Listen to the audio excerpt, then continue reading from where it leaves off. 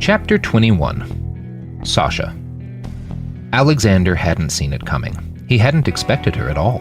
The sound of his furious scream was the most beautiful thing Sasha had ever heard. She hit him again and again, and he fell back and then down to the ground. Blood streamed from his nose in a gash above his brow. His eyes looked unfocused. His lip was split. He tried to scream or cry out or beg her, but she didn't give him the time to say one damn word. Instead, she hit him again and again and again.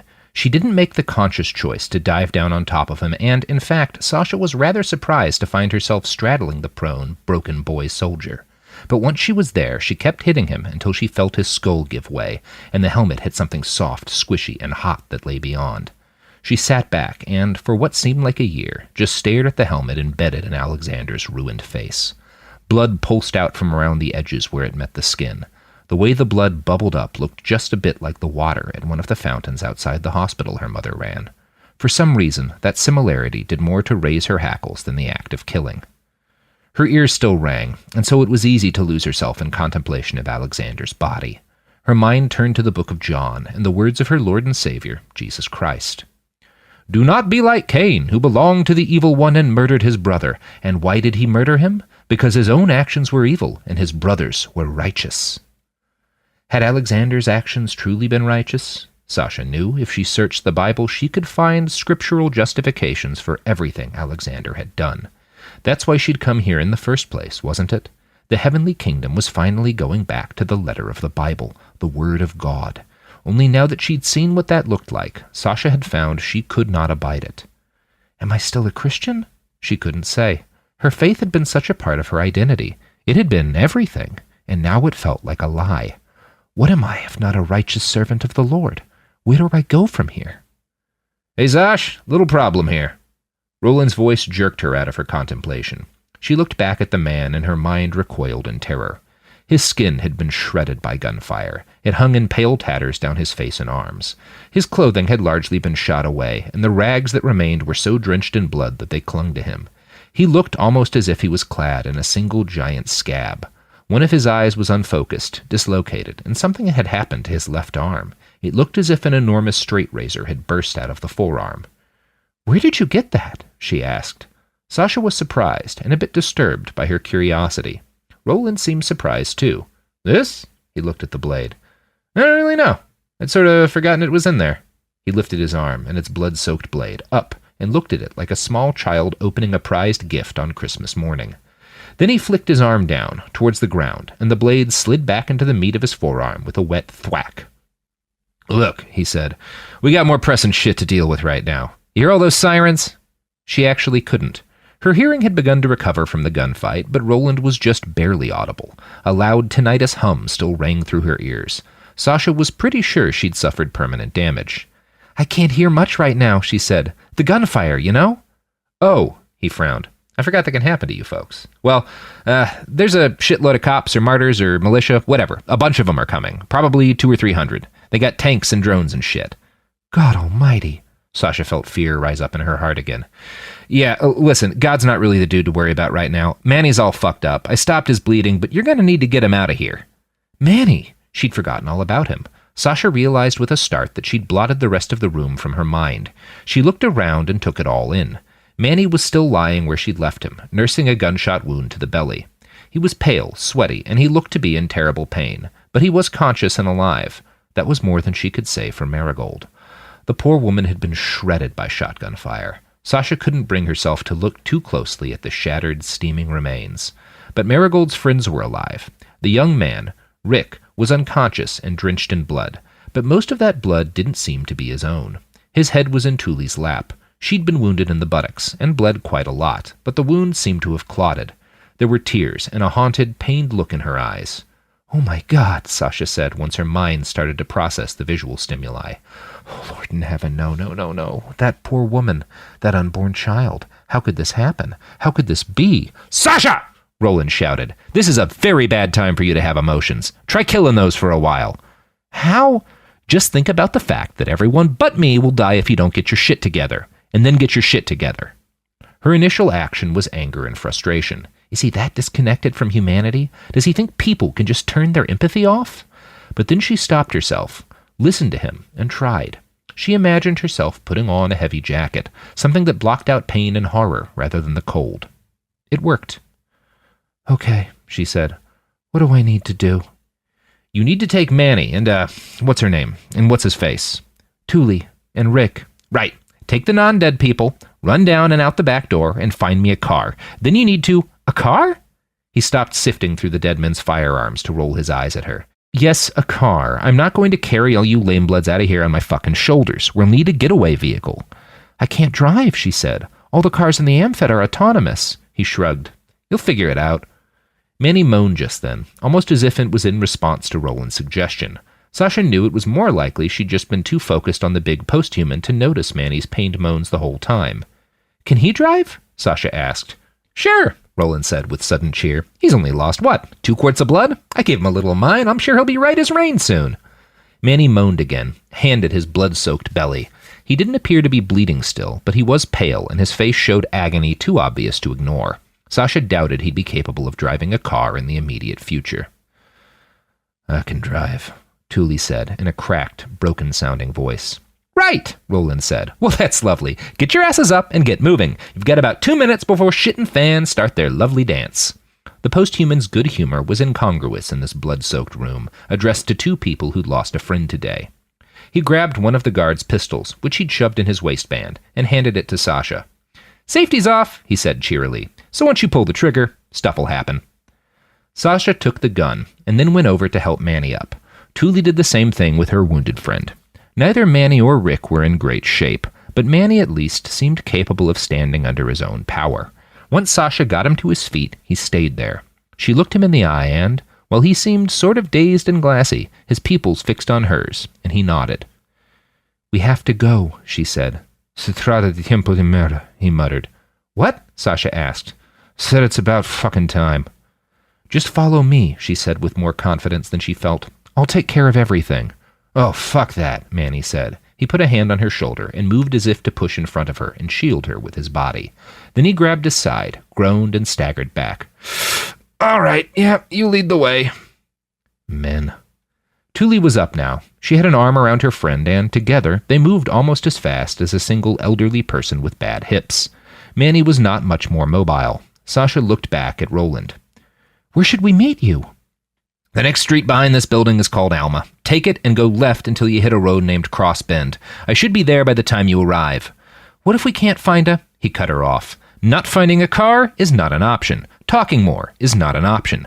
I have to go kill people. You find something with wheels and get Thule in the driver's seat." Sasha started to say something, but the sirens had drawn very close indeed. She heard several shouts from outside the front of the building. Roland cursed. He'd already gathered up 2 of the rifles and slung them across his back. He had a large pistol in his left hand. At the sound of the shouting, he brought his right hand up to his belly and dug it deep inside his skin. Sasha watched in horror as he tore a heavy, blood-caked weapon out of his gut. Roland walked up to the front window of the room and fired the weapon once, twice, 3 times. Its report was deep and bassy, like the sound of a heavy drum being struck. There was a brief island of quiet, followed by a trio of explosions that rattled the walls of the jail. "Look," Roland said as he glanced back to her. "I gotta go be a distraction. Find the car, get to Crossbend and Alma. I'll be there in—" He glanced out the window again and shrugged. 10, maybe 11 minutes. "Okay, Sasha started to ask. "Talking time is done," Thule's flat voice interrupted. "He moves, we move, now." She pulled her friend towards the door. There would have been something almost comical about the agonizing slowness with which they actually moved, but the gesture had its intended effect. Sasha took Manny by the hand. She let Thule lead the way to the door, but once they were in the hallway, the young woman had no idea where to go. Sasha took the lead then, and guided her new comrades towards a flashing red exit sign that she knew led to a rear stairwell. For a brief, passing second, she'd been worried that they might encounter other guards or jailers during their flight. That concern proved groundless. Gunfire had torn through the walls of the examination room and ripped apart the interior of the jail. She saw a few gouts of blood by the walls, and one sinister-looking pool of it beneath a desk. It all drove an important lesson home for Sasha. Bullets don't stop when they miss. The stairwell was as deserted as the rest of the jail. They hobbled down it as quickly as 3 wounded people could manage. Sasha stayed in the back, under the instinctive assumption that it'd be best for morale if she didn't rush ahead. Their progress down the stairs was painfully slow, almost every step punctuated by the sound of gunfire out on the street below. It sounded like a full-scale war had broken out there. There was a lot of screaming, and Sasha tried not to think too much about which of the nice young martyrs she'd met in the square were now dying by Roland's hand. What about Anne? What about Susanna? You're abandoning them. Sasha shook the thoughts clear from her head. There'd be time for self-loathing later. Thule and Rick reached the bottom floor first. They leaned back against the wall together and caught their breath. Rick was as white as a sheet and looked like he could still barely stand. Thule was doing better, but not by a wide margin. When she and Manny hit the bottom floor, he went straight for the exit door. He clearly intended to be the first out, in case anyone had a weapon trained on the door. Sasha stopped him. That wasn't hard, because he was only a little more stable than Thule. She pushed him back, put a hand on the door, and then drew the pistol Roland had given her. She fixed Manny with what she hoped was a firm, fearless look. You're in no state to be heroic. He looked at her as if he wanted to fight her, but then he looked down at the shaking hand he had pressed into the sopping wound in his side. Yeah, all right. You down to do the hero stuff, then? She nodded. Well then, be my guest. Sasha didn't know how to use a gun. The AmFed banned almost all private firearm ownership. Her grandfather had owned a couple of bolt-action hunting rifles, and he'd let Sasha hold them a few times. That was as close as she'd gotten to firearms training. She'd never actually shot the darn things. Once he died, her father had sold the guns rather than deal with the hassle and expense of a license. So she burst out onto the street with the pistol held high in front of her, like she'd seen in movies. It took her a few seconds to realize, sheepishly, that this behavior was more likely to get her gunned down than aid in her defense. Thankfully, there'd been no martyrs watching the rear exit. Sasha waved for the others to follow her out and stashed the pistol under her shirt. For a few minutes they'd ran, or rather, hobbled, in what seemed like the right direction. The city still rang with the sound of sirens, gunfire, and the occasional concussive blast, but it seemed to be moving away from them. Plano wasn't exactly crowded, but there were enough people out on the street to notice the fresh wounds on Thule, Rick, and Manny. No one approached them, though. Sasha wasn't sure if they passed unnoticed, but they were able to pass through the city without incident. Fear and the flight reflex were enough to carry them a few blocks in relative haste. Once they were out of sight of the jail, Rick put up a hand as he slumped back against the wall. Thule continued to hold him up. She was pale, sweaty, and pained-looking. Ryan shook and shuddered. His eyes were unfocused, and he was clearly in shock. He needs to rest, Thule said. Manny stopped next to them and leaned against the wall as well. He nodded at Thule and then looked back to Sasha. Yeah, ditto. I might prefer to lay down and die at this point. We need to find a car anyway, Thule said as she helped lower Rick down to sit against the wall. If I carry him for much longer, I'm going to drop. Sasha realized everyone was looking at her. Is that my job? Manny looked mortified. Thule looked angry. Rick, bless him, was too deep in shock to react. Yes, Thule said, in a toneless voice that still somehow implied deep disappointment. Okay then, Sasha said. When I find the car, I assume you'll know how to hotwire it? Thule laughed. It wasn't a nice laugh.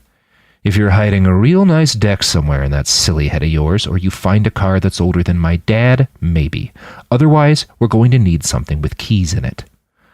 What, so I'm just supposed to carjack someone? Thule stared dead-eyed at her. Manny gave a pained, helpful smile. I mean, you've got a gun, he said. Sasha felt the heat rise in her again. Why not? I've given up every other principle I have today. I might as well commit armed robbery. The guilt stang her guts, but not as badly as it should have. Perhaps she was still numb from watching Dr. Brandt and Marigold die. Or maybe it's because I killed Alexander. Maybe I'm evil now, and this is what that feels like. There was no time to mull the possibilities. Sasha left Manny and the others to catch their breath and darted down an alley towards a larger street that sounded like it might have traffic. She passed 2 parked cars and looked inside with the vain hope that, just maybe, someone might have left their keys behind. It was to no avail. Sasha soon found herself on the cracked and shell-pocked asphalt of Alma Road. The buildings on either side of this stretch of street had taken significant damage during the Heavenly Kingdom's birth pains. There were no people out on the sidewalks or visible in the windows. Anyone alive had probably hunkered down to avoid the shooting. There was still traffic on the road, though. 3 trucks and a dented, fume-spewing white sedan shot by her at the speed of wartime traffic. Sasha drew her gun, looked at it, and then hurriedly stashed it inside her blouse again when she realized how dumb that had been. Godly women do not carry guns. A series of 4 loud booms sounded in the distance. Sasha didn't know enough about weaponry to guess what those had been, but she knew they'd had something to do with Roland. People are dying, so I can find us a car and get everyone to safety. She started walking down the street, face pointed towards oncoming traffic, hands waving above her head in the international gesture for, "Oh God, please help me." 2 more cars zoomed past without even slowing to check on her. It was odd how that shocked her after everything else she'd seen in the Heavenly Kingdom. "The faithful protect and support each other," Pastor Mike had claimed. But not, it seemed, when a half-human monster was on a rampage through their city. That helped abate her guilt at least. Or it did, right up until the moment a familiar, janky brown truck rumbled to a stop next to her. "Excuse me, ma'am, do you need?" She turned around, and the man's face lit up in surprise. "Miss Sasha?" It was Daryl, the kindly old foreman who'd driven her to the house of Miriam on her first day in the kingdom. Was that really only days ago? It seemed like years. Sasha felt like an old woman, even though she was just on the edge of 18. "You hurt?" He slammed the car into park and opened his door. "One sec, I got a first aid kit in the back. Where'd you get hit?" Sasha looked down at her chest and realized she looked like she'd been badly injured. The blood wasn't hers, of course, but Daryl couldn't have known that. He thought she was hurt, and he was trying to help. Am I really going to rob a good Samaritan? She was. Sasha waited until Daryl had closed the door, grabbed his medical kit, and turned towards her. Then she drew her pistol and leveled it at his weathered, grease-stained, and now thoroughly surprised face. "What?" "I need your truck. I need your truck," she said. Daryl dropped the medical kit and put both his palms out. "Whoa now, girl, all right, why don't you just put that gun down? Daryl ain't gonna hurt you. I'll take you anywhere you need to go. Let's just be real calm, real slow about all this. Did somebody hurt you? I need your truck." It was so hard to keep her voice even, so hard to do this cruel thing to a man who'd only been kind to her. Sasha could feel white-hot tears stream down her face. I must look like a crazy person, she thought. Maybe that will help. "Now, Miss Sasha," Daryl said, "I'ma guess you don't know how to drive a truck. Mine ain't autonomous. It's old, stick shift. Please, why don't you let me take you where you need to go?" Sasha's mind raced. It was the same species of nervousness that had always gripped her during major exams and college admissions essays. She ran through and discarded a dozen different courses of action in her head. What if he won't give me the keys? What if he takes another step forward? What if... He moved. It started with a single glance. Daryl's eyes darted towards the driver's side door of his truck. She almost didn't catch it, but for whatever reason, the gesture rose goose pimples on the back of her neck and forearms. "I need your truck." Her voice was cold, strong, firm. Daryl nodded at her. His body posture stayed the same, but his eyes changed. There was something hard and haunted in them now. "All right, Miss Sasha, I'm just gonna reach in here for my keys." He took a step back and moved towards the door. The bottom fell out of Sasha's gut, and she screamed at him to stop. "Don't make another move!" He dove for the door, pulled it open, and reached a hand down beside the driver's seat. Sasha saw a flash of metal in his hand, and she opened fire. She wasn't sure how many times she pulled the trigger, but soon the gun was empty. Sasha watched as Daryl stumbled back into the truck and then slid to the ground. Most of her shots had gone wide, very wide. She'd shattered 2 of the truck's windows and put 4 or 5 rounds into the vehicle's body. But at least one had hit Daryl right in his throat. A kill shot. He slumped to the ground, gagged on blood, and jerked like an electrified marionette. Part of her wanted to run to him, to hold him while he died and say she was sorry. Then she saw the gun at his feet. It didn't dissipate her guilt. After all, she'd drawn on him first. But at least she hadn't shot and killed an unarmed man. She'd killed an armed man. An armed man who only ever helped me. Sasha slumped against the hood of the truck and lost herself in a storm of sobs. She didn't realize she'd dropped her gun until it hit the asphalt with a dull clank. She couldn't control her hands or her breathing. Her frantic sobbing had robbed all the air from her lungs. Her legs weakened, and she started to stumble to the ground when a pair of warm, semi-strong arms caught her from behind. Hey, it's all right. It's all right." Manny. "It's okay. You're going to be okay." Her world went black for a little while. Sasha felt Manny lift her up, heard the sound of the truck's engine rumble back to life. But she couldn't see, and she couldn't move, and she couldn't stop crying. Time lost any sort of meaning. When she came back to herself, they were in motion. Manny sat next to her, and Rick next to him. Thule drove. Sasha's eyes were drawn to Manny. He held Daryl's pistol in his left hand. She couldn't help but stare at the 4 spots of dried blood on the silver slide. "You all right, Sasha?" Manny asked. His question passed through her ears without hitting her mind. Sasha couldn't stop staring at Daryl's blood. "I did that. I ended him. She'd ended 2 men today. She felt no guilt about Alexander, but that was almost more disturbing. It seemed impossible that she'd been a pampered suburban girl less than a month ago. Now she was a murderer. Whoever sheds human blood, by humans shall their blood be shed. Sasha felt as if a thick cloud of doom had fallen on her shoulders. The truck veered off to the right and slammed to a sudden stop. Sasha was flung forward into the back of Thule's seat. A trio of vehicles zoomed past them, speeding in the opposite direction like several bats fleeing the same hell. Sasha realized, with a moment's focus, that there was an awful lot of traffic heading away from them as fast as possible. Grunt! Thule cursed and fought with a stick shift. The truck lurched forward again and made it back onto the road for a few seconds. Then another speeding car roared into the oncoming lane, and she was forced to veer off to the shoulder again. The sounds of gunfire grew louder. Sasha heard the thrum of helicopter blades, too, a second before one buzzed right over their heads. It looked like a military vehicle, painted matte black and laden with weapons. Sasha watched as it zoomed ahead and rose up over a pair of high-rise apartment buildings near the horizon line.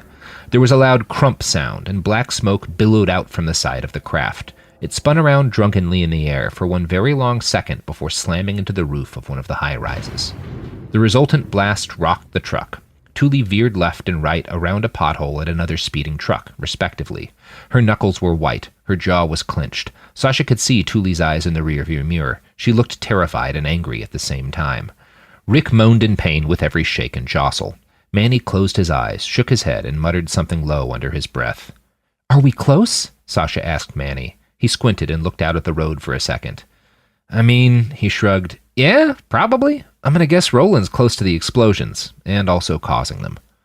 Smoke now dominated the horizon, which grew less horizon-y and more imminent with each passing second. In spite of all that, Sasha's eyes kept being drawn back to the gun in Manny's hand, and the dry, red-brown stains on the slide. That was a good man's blood, she thought. How did it come to this? "Hey, Jesus girl." It was Thule. Sasha looked up to the rearview mirror and locked eyes with the other woman. "Buck the fuck up, chica," Thule said. For the first time, Sasha heard real anger and not just cold indifference in her voice. The other woman continued. "My best friend was just shot to pieces. My lover is bleeding out, and you're all fucked up because you gunned down some Christo-fascist shitfuck. Suck your heart into your guts. I don't know where you came from, girl, but you're in a hard-ass part of the world now. It's time to fortify." Fortify. Sasha held on to that word like a life preserver. Fortify. Survive. Then you can lose your head in tears and shame. "Okay," she nodded. She started to apologize, but was interrupted when the truck screeched to another sudden halt and threw everyone forward. Sasha's head hit the front seat again, and her world dissolved into stars. "Shit!" Thule cried. Something rammed the rear of the truck.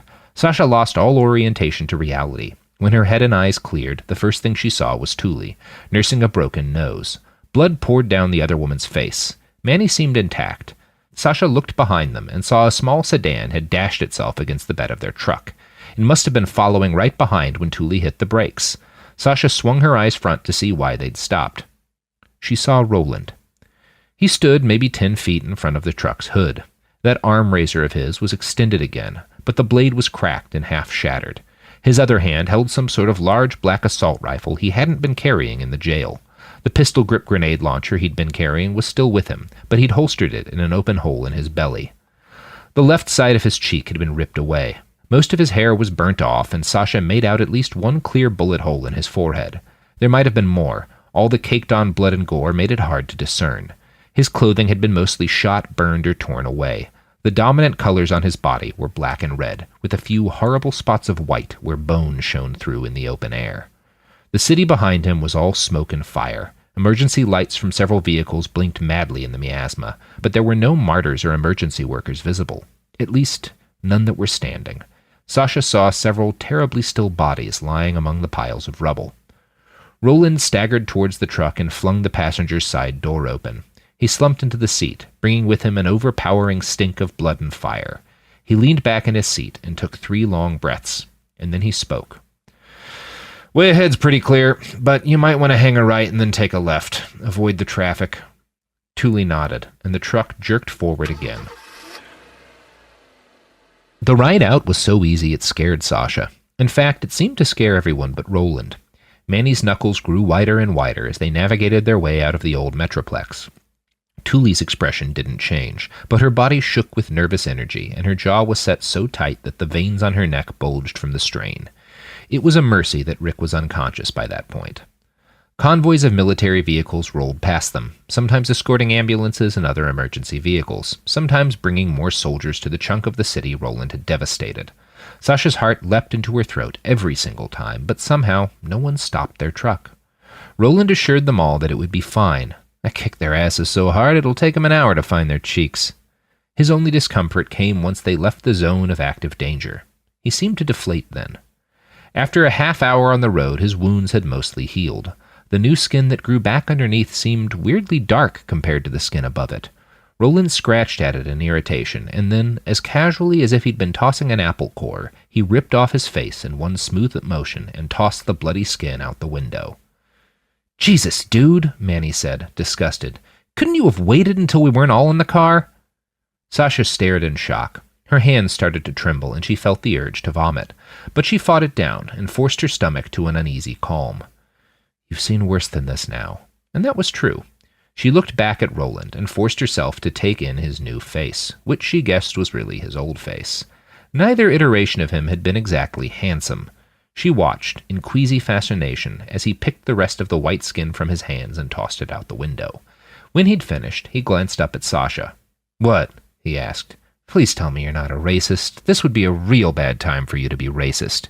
"She's not racist, dude," Manny said. "You just ripped your skin off. That freaks people out." "Oh," said Roland. "Right. Sorry." "It's okay," she said. "This is just my first time seeing someone rip off their own skin." "First," Roland grunted, "but probably not last." Sasha didn't have the guts to question him, so she kept quiet for the rest of the ride. So did most of the other passengers.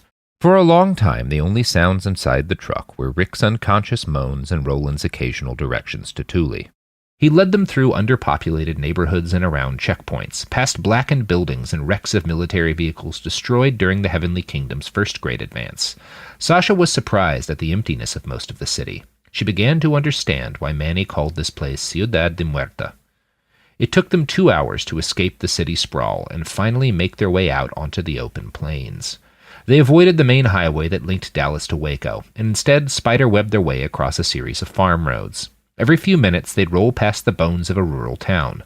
Every town out here seemed abandoned, as dead and dry as the acres of yellow grass that swallowed them up. A little before dark, they rolled over a decrepit bridge across a dry riverbed.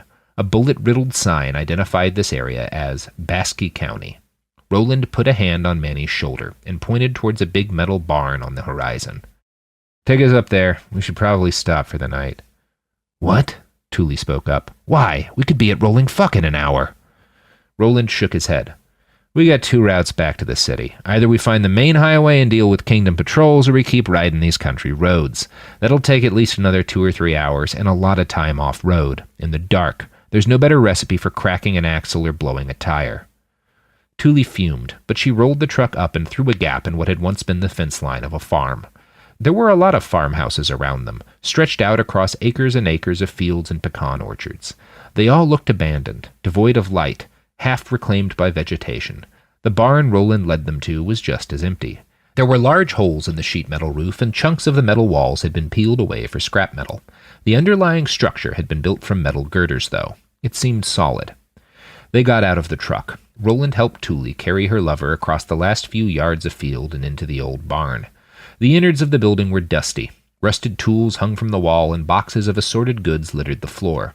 Some of them had been ripped open by scavengers, but most looked like they'd sat unmolested since the property had been abandoned. Manny found an old couch inside. Roland and Thule helped Rick onto it. Then Roland walked off into the middle of the barn and started to root around in boxes. He came back a minute later, with a load of canned goods in one arm and a handle of brown liquor in the other. He sat the whole lot down on the ground, next to the couch, held up a can labeled water in big red letters, and then punched his finger through the top of the can. He handed it to Thule, and she helped Rick drink. He was semi-conscious now. Sasha thought there might be a little more color in his cheeks. Roland opened 3 more cans, 1 of water and 2 filled with some sort of gloopy beef stew. He ripped the aluminum tops open with his bare fingers and then passed them around. Sasha was still too deep in the throes of depression and adrenaline dumpage to have any kind of appetite. The brown-gray color of the stew didn't help with that. But Manny insisted she take a gulp, and as soon as the food hit her tongue, Sasha realized she was starving.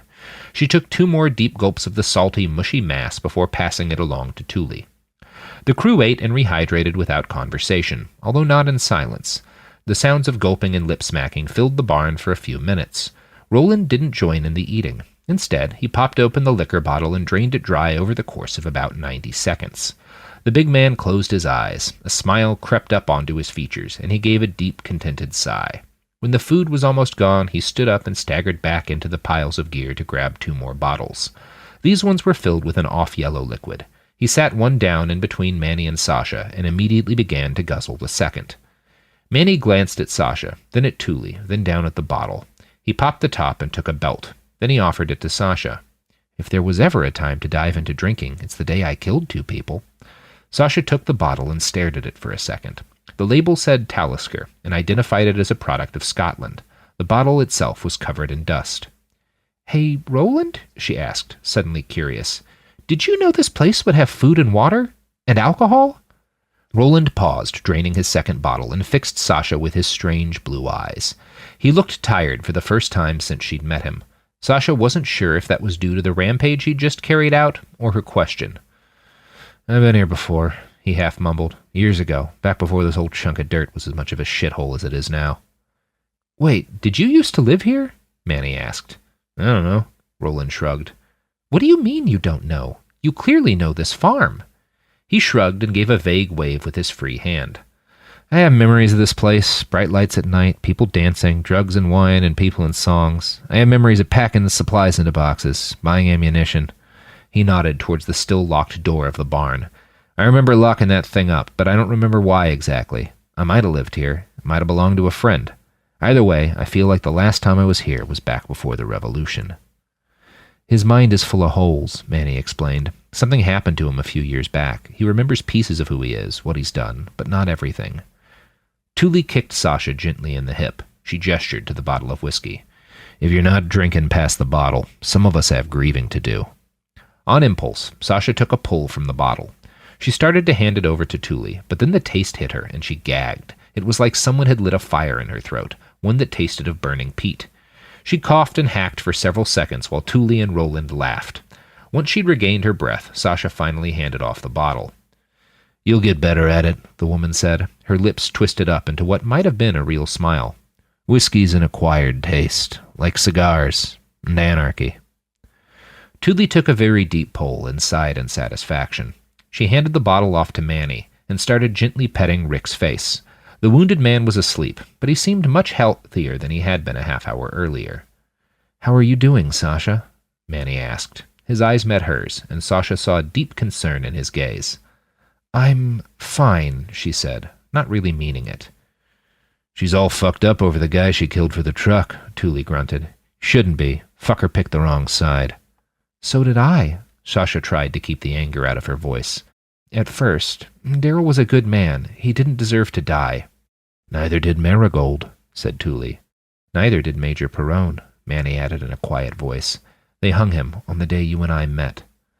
"The whole world's full of good dead people," said Thule. "My advice, don't cry over someone you shot in self-defense. That's a karmic freebie."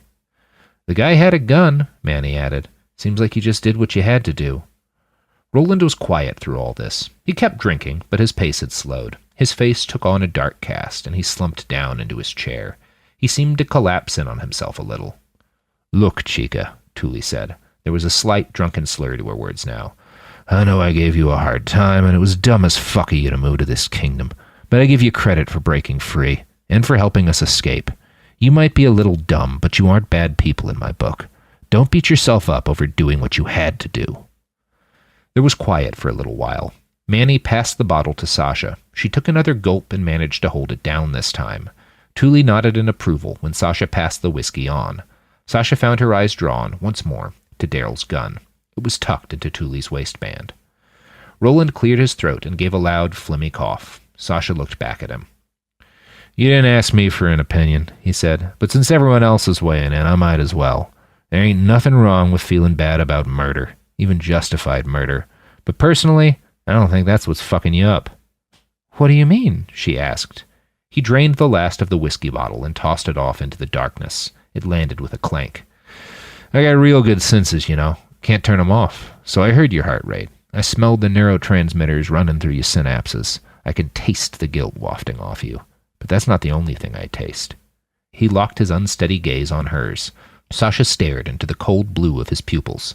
A chill ran down her spine. Sweat beaded on the back of her neck. When he spoke next, his voice was barely above a whisper. Back at the jail, when you crushed that guy's skull with a helmet, you enjoyed yourself. You liked it. Sasha broke his gaze. She stared down at her lap and struggled to find a reply. But there was nothing else for her to say. Roland was right.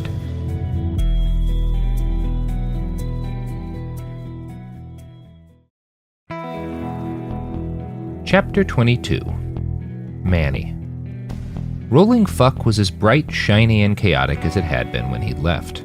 But Manny could see a real change among the citizens themselves.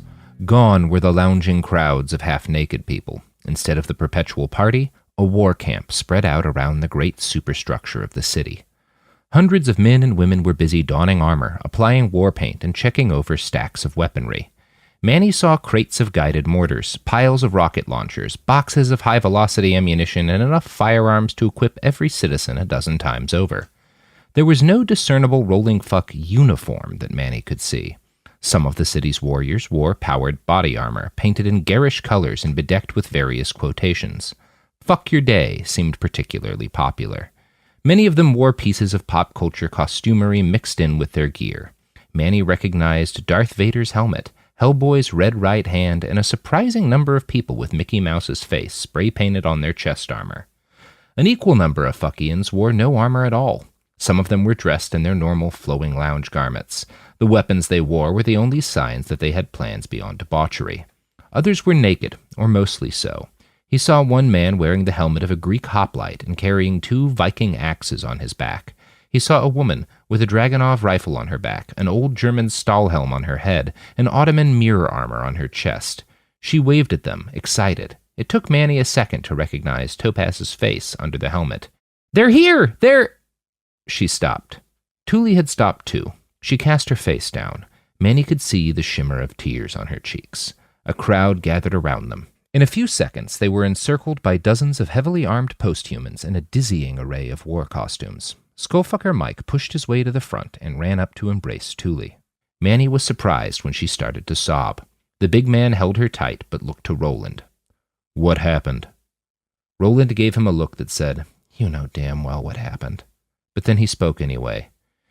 "Your friend didn't make it." Skullfucker Mike's jaw went tight. His eyes bulged, and he held onto Thule a little tighter. Manny thought back to the night they'd spent in Brain Breakers and the things he'd said about Marigold. Manny hadn't really known the woman at all, but he could tell Mike had cared deeply for her. He looked around at the crowd closing in on them, the dozens of half-human god monsters with helpless rage carved onto their faces. "What happened?" Mike demanded. Roland opened his mouth to speak, closed it, and ran a hand over his bald head. He opened his mouth again, managed to squeeze out an "I" before he slumped his shoulders and hung his head. "I wasn't fast enough," he said, finally. "They had better gear, newer suits than I'd expected." Skullfucker Mike stared at him. Behind him, Topaz slid down to the ground and buried her head in her knees. Murmurs swept the crowd, and then Sasha spoke up. "Your friend saved my life." Mike looked over and seemed to notice her for the first time. "And who are you?" His voice was not unfriendly. It wasn't exactly warm, either. "My name is Sasha," she said, her voice clearly on the edge of a sob. She looked from Mike to Thule to Topaz to the crowd and then back to Manny. He saw panic in her eyes, barely held in check by a cage of steely resolve. "I made a mistake. I left my home for the kingdom. I thought it was the right thing to do. I met Marigold while I was there, and she helped me see how wrong I'd been." She pointed to Roland. "I tried to help him free your people. We all tried, but they were ready for us. They shot him," she gestured to Roland. "They shot him a lot. They had us all dead to rights. And then Marigold, I don't know how, but she got a gun. She shot 2 of them, and then they shot her. She died saving us." The silence that followed was louder than any artillery barrage Manny had ever sat through. Finally, Skullfucker Mike nodded at her. There were tears in his eyes, and, Manny soon realized, tears on every face in the crowd. Some people fell to their knees. Others embraced and held their friends. One voice, hoarse and heavy with pain, howled out in anguish. It was met by another voice, and then another, and then another, as Fuckian after Fuckian tilted their head back and roared their grief out to the empty blue of the Texas sky. Rolling Fuck preferred to mourn through activity. The wailing and gnashing of teeth over Marigold didn't stop the city's medics from taking Rick and Thule to whatever buildings served as their equivalent of a clinic. Topaz stayed behind with the gathering crowd of mourners while Skullfucker Mike gathered up Manny, Sasha, and Roland. "There'll be time to process later," he'd said as much to himself as to them. "There's a war council soon, and they'll be wanting to debrief you." "Fine," Roland said, "but I'm stopping at the bar first. I need some opium and some goddamn tequila." Manny expected Skullfucker Mike to be angered by that, given the circumstances, but the other chromed man just nodded and said, "I could use a drink or nine myself." They headed for the lift underneath the main roller. Manny started to prepare himself for the meeting with this war council, whatever that term meant in a place like this. Whatever happens, it's bound to be weird. They reached the lift. Skullfucker Mike opened the door and gestured for everyone to enter. And so, less than an hour after arriving back in the City of Wheels, Manny, Sasha, and Roland found themselves seated around the same redwood table where they'd first met Nana Yazzie and Donald Ferris.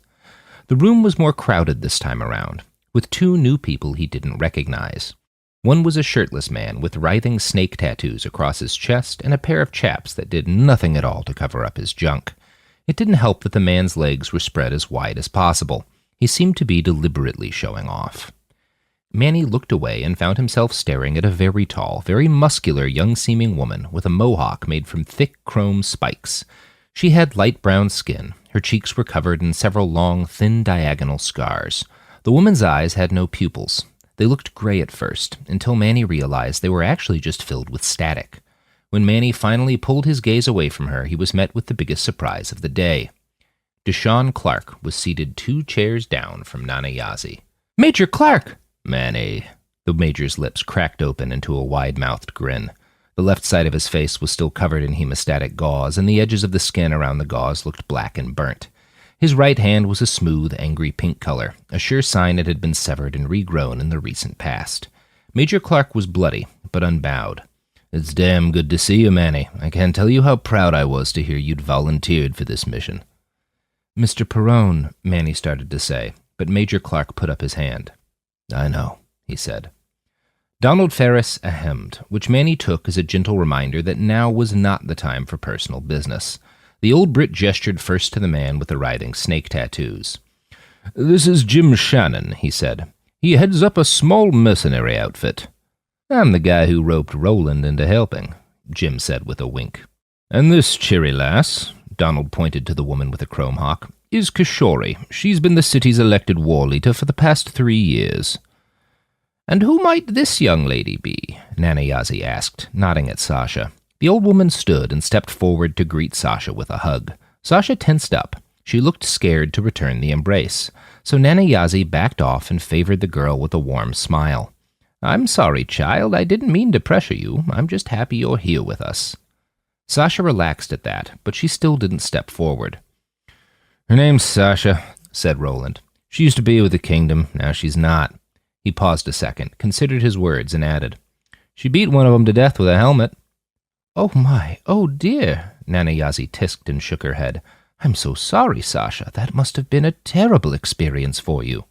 "She enjoyed it," Jim said with a harsh bark of a laugh. "I'm sure Roland smells it too. Isn't that right, hon? You loved killing whoever the fuck you killed, and you feel shitty about that. Well, let me see. You'll stop right now or you'll leave this room." Nana Yazzie's voice was firm, but devoid of any anger or heat. To Manny's shock, Jim stopped. The posthuman nodded and said, "I apologize, Sasha. That was a dick move." And then he lowered his eyes, just a little, in contrition.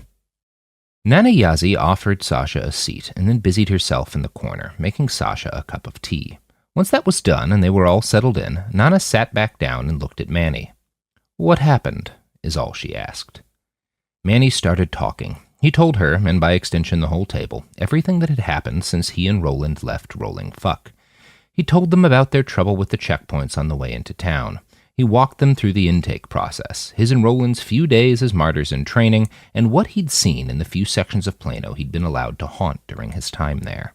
The woman with the chrome hawk was particularly interested in what he and Roland had to say about the kingdom's preferred assault tactics.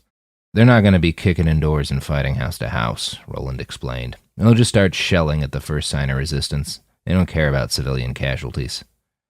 When Manny explained what the kingdom had been doing at the old Tesla factory, almost everyone looked horrified. Donald Ferris spat at the ground. Most of the others cursed, or at least shook their heads. Nanayazi teared up. Jim, though, seemed almost enthusiastic about the revelation. "Fascinating," he muttered, just loud enough for Manny to hear. Once everyone was caught up, the table fired off a few questions at him and more towards Roland. They seemed mostly curious as to what they'd been able to glean about the number of recruits in the Heavenly Kingdom. Manny didn't have much useful there, so he shut up, leaned back, and let Roland give the answers. An awkward silence descended on the table after a few minutes. "Well," Donald Ferris said, finally, "I suppose we were fools to hope for much more than what you got. As it stands, we're left grappling to try and account for the sheer number of men the kingdom has deployed to assault Austin." 20,000 martyrs, Jim spoke up. "Give or take $1,000. Manny's blood went cold. The SDF at its height hadn't been more than 6,000 fighters, and those were spread out across the serried battlegrounds of North Texas. The whole free city of Austin didn't have more than 5,000 people in its full-time defense corps. 20,000 men was impossible, he said. "That's just fucking impossible." "I'd be inclined to agree with you, kid," said Jim, "if my own men hadn't double-checked the count for us. The kingdom's already marshaled half of that force on the outskirts of DFW, near Lancaster. They'll be in Waco tomorrow if no one stops them. Hell, they could be pounding Austin with artillery by dark." Donald Ferris nodded. "Mr. Shannon here," he gestured to Jim, "has agreed to lend a hand along with several dozen of his mercenaries. Add that to the warriors of Rolling Fuck, and we've got 700-ish posthumans. It's a large enough force to hold Waco and badly bloody their nose." "But," Kishori spoke for the first time. She had a deep, gravelly voice that sounded like she'd been eating cigarettes for the last 10 years. "Rolling Fuck is not in the business of volunteering for our own Vietnams. My people aren't signing up for a war. I can guarantee our presence on the battlefield for up to 48 hours, enough time for vengeance," she continued. "After that, you're herding cats." "Is that a problem?" Manny asked. "I mean, I saw Roland lay waste to half a city. 600 of him." "There's only one of him," Kishori said. Jim nodded in agreement and fixed Manny with his uncomfortable gray eyes. "See, kid," he said, "me or any one of Roland Fuck's warriors is good for a few dozen normal troops in a straight fight, more if we're talking half-trained partisans. But nobody's like Roland." Manny looked over to Roland. The big man seemed distinctly uncomfortable with all the attention. He stared down at his hands, which seemed to be occupied with tearing up a paper drink coaster. "The martyrs have a lot of half-trained partisans, but they've also got tanks, artillery, suits, the resources of a nation-state. Or close enough. Roland Fuck can hold that off for a while, but without Roland, the best they can do is delay the inevitable. Now, with Roland," Jim continued, "this is a 2-hour fight, tops. We set up our troops in some little chunk of the city and start dropping mortars and rockets on the vanguard. They pull up and circle us and start deploying their artillery to bomb us to Kingdom Come. Then, when they're good and packed together, we drop Roland on their asses." Kishori nodded. "Yes," she said. "He'll hit them and disrupt their whole order of battle while our cavalry rolls around to their flanks and charges. That should be enough to make them panic. Then we chase them down until they lose cohesion." Roland's head stayed down. He didn't speak. Manny looked from him to Jim to Nanayazi and Donald Ferris. "So what's the problem?" Manny asked. "If Roland and Rolling Fuck are all in, this should be a walk in the park." "Roland," Nanayazi said, "prefers not to fight." "But I just saw him." "You just saw me break a long streak of not killing people." Roland's voice sounded odd, hollow and dry, and utterly without any of the mirth or mischief Manny had come to expect from the chromed man. "I did that to get my memories back, Manny," he shrugged. "And I did it for you, because you're my buddy, but I got no stake in Austin." "But you know what the Heavenly Kingdom will do if they take the city," Manny protested. "You've seen what they did to Plano. They'll do that to millions of decent people if they can. You have the power to stop that. You're telling me you won't?" Roland met his eyes and just said, Yes. You son of a bitch. Manny felt the anger well up inside him. It merged with his grief over Major Perron's death, Oscar's death, and his rage at the Heavenly Kingdom, the martyrs, and every other group of assholes who'd helped turn his young life into a parade of nightmares. You absolute son of a bitch, you fucking coward. Manny didn't think, couldn't think. He pulled back his fist and swung as hard as he could for Roland's face. The chromed man didn't move, didn't even blink. Manny hit him right in the nose. He was softer than Manny would have guessed. It didn't feel any different from punching a normal human. Manny swung again and again until he felt something crack in his knuckles. He cried out from the pain and pulled back to nurse his wounded hand. For a few seconds, Manny forgot about the rest of the room. He closed his eyes and let his thoughts dissolve into an ocean of physical pain. The agony of his broken hand was almost soothing. It was better than thinking about Mr. Perron. It was better than thinking about Alejandro or Oscar. It was better than thinking about his soon-to-be shattered home. Manny felt a hand on his shoulder. The sensation pulled him out of his spiraling thoughts. He looked up and saw Nanayazi. She smiled her sad smile and said, "Manny, everyone here understands your pain." "Not me," said Jim. "I've never been a big fan of Austin. Too damn." Roland threw his empty pint glass at the other posthuman's face. It shattered on impact, embedding shards deep into Jim's cheeks and forehead. His head snapped back, and he blinked in shock a few times. "Sorry," he said. "I deserved that." "And I deserved that," Roland said to Manny. "No hard feelings. I get why you're pissed, but kid, you gotta understand something. Austin's home to you. To me, it's just another city, held by just another side. Half my remaining memories are of one cause or another asking me to go murder in their name. I'm fucking done with it." Manny looked to Major Clark. The SDF officer's eyes were lit by a familiar cold fire. He spoke in a tone of barely controlled anger. "That is your right, of course. You can choose to leave just as I will choose to fight and die. I wonder what Manny will choose." Manny hadn't really settled on that himself. Before he could stumble through his response, Sasha spoke. "I'll fight," she said. "I don't know much about guns, but I'll do my best." Roland slumped back in his chair and tossed his arms up in a dramatic show of frustration. "At 2, Jesus girl?" "I'll fight," Manny said to Major Clark, doing his best to talk over Roland. "I'll choose to fight, too." "This isn't gonna work, you know," Roland said. "I'm not gonna be shamed into fighting again. It's just not going to fucking happen." Jim leaned in. He fixed Roland with a look that seemed almost hungry. "I think it will happen. I think the peculiar arc of your moral compass won't let you leave these kids to die." He seemed surprised by the revelation. "Huh, fascinating." "Enough of that!" Donald Ferris sounded angry. "I won't stand to see this man badgered and pressured into fighting against his will. We might as well dissolve the council for now and reconvene without Roland." "Good." Roland stood up and stomped over to the exit. "If that's all you people need from me, I'm going to go get good and pissed and start my walk back to Arizona." He flipped his middle finger out at the room and slammed the door behind him as he left.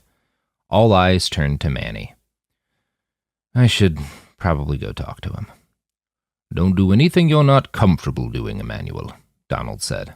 "Fuck that," Jim said. "The bastard's on the ropes. Shame him good."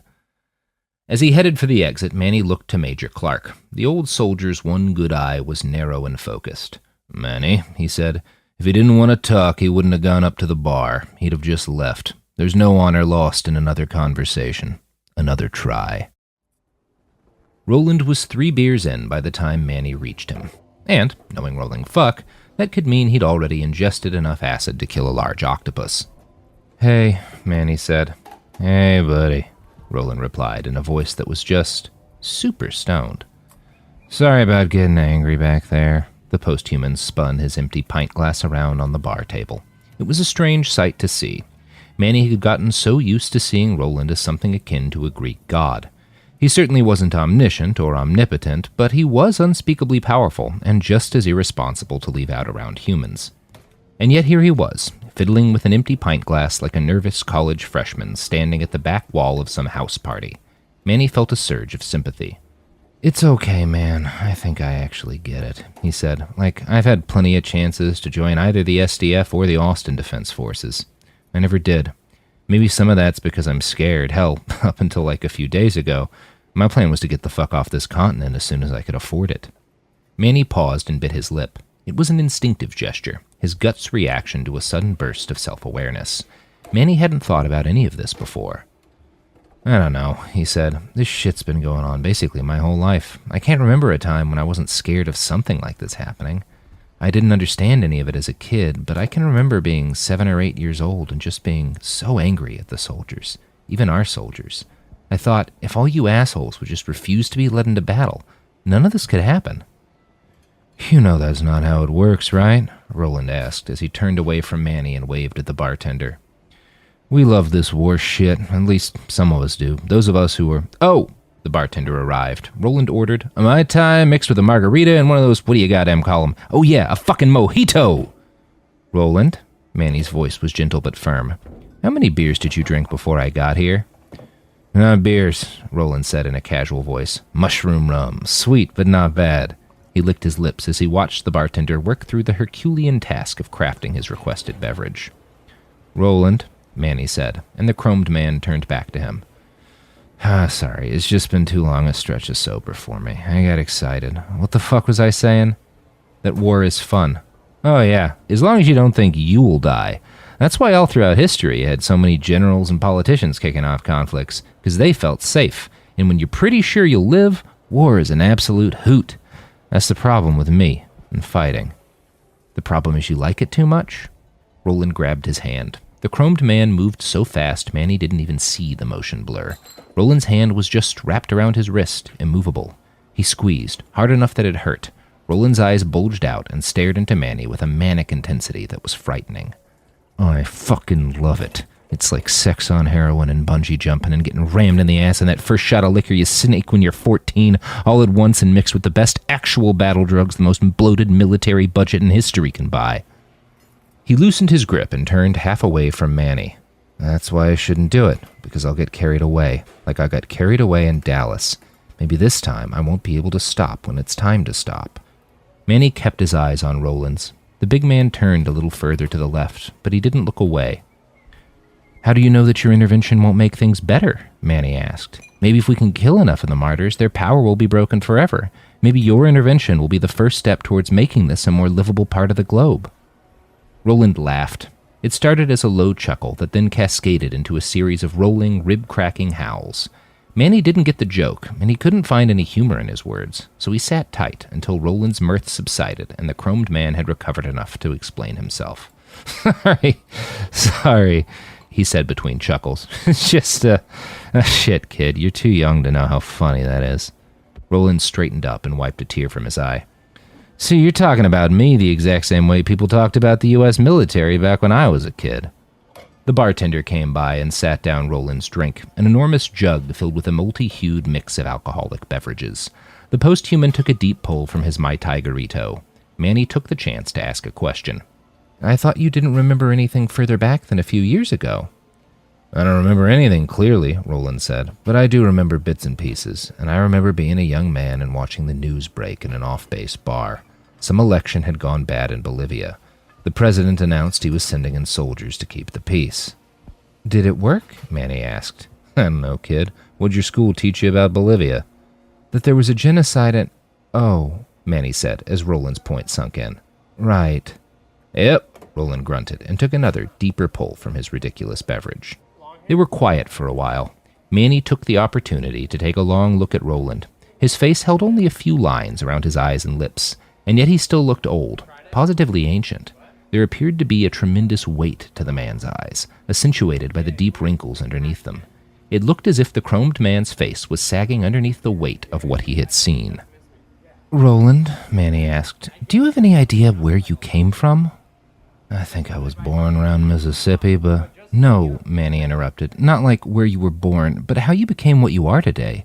You said you've been disconnected from the internet for the last 10 years. I've got to guess your implants are even older than that. But the way everyone here talks about you, you're still king shit. Oh, Roland said. Yeah, that.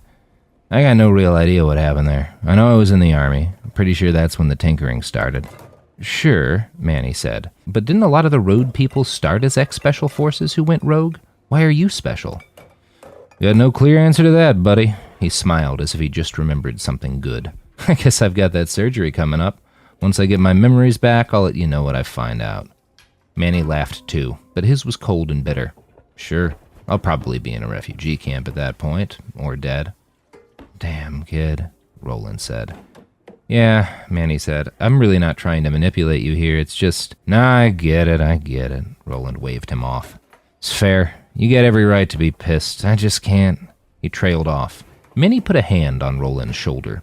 He didn't understand how the post-human felt. How could he? Manny couldn't even conceive of having that kind of power. But he could see why it was a difficult choice. There was a part of Manny, a dark, manipulative chunk of his soul, that knew he was on his way to changing Roland's mind. This was essentially the same strategy he used on the job. You built empathy with people through a combination of shared experiences and regular engagement. That empathy paid dividends when you needed some lieutenant's approval to cross through a checkpoint. It would pay dividends here if he was careful and consistent. That's fucked up, man, he thought. You're manipulating your friend into killing a bunch of people. You know what, Manny said. I'm sorry, I didn't mean to. Roland drained the rest of his mug, belched and looked over at Manny. He looked unsteady, half-conscious. The chromed man put his left hand over Manny's hand while it rested on his shoulder. He fixed Manny with his half-focused eyes and nodded. Fuck it, Roland said. I'll fucking help you. I'd be a dick if I didn't. Thank you, Manny said with a nod. I know. Don't say anything else, kid. I don't really want to think about what I just promised to do. Manny found Sasha sitting around a fire pit outside the city proper, deep in conversation with Donald Ferris. She sat on the ground, legs splayed out wide with her butt in the grass. Donald sat in a folding chair. It wasn't cold outside precisely, but it had cooled off a great deal from the heat of the day. The air held just the barest hint of winter. It was shaping up to be one of those odd September days where Texas seemed on the verge of an actual seasonal shift. One look at Sasha's face told him that she was at least as unsettled as Roland. He didn't want to crowd her, so he squatted down on the other side of Donald. Emmanuel, the old man's voice was as smooth and rich as Manny remembered from the narration of his documentary. It's good to see you. Sasha's been telling me her story. She actually just turned to the subject of you. Yeah? Manny asked. Yes, she was telling me how she met you in Marigold, and how you both helped her find her way free of the kingdom. Oh, he said and looked to Sasha. I never really met Marigold. I didn't realize you knew her well. Sasha shook her head. I only knew her a little while. I was just supposed to be administering tests to her, but I couldn't stop her from talking, and she made sense. She made more sense than what was going on out in the kingdom every day. Sasha stared down into the fading embers of the fire. I feel stupid for ever believing in that place. And what do you believe now? Donald asked. I don't know, she said. It seems arrogant to decide that God doesn't exist just because I let myself get taken in by a cult. The old man nodded. The good news is you're young. You've got plenty of time to figure things out again. His cheeks turned up into a smile, and his face blossomed with wrinkles. Now, he looked up at Manny. What have you been up to, my dear boy?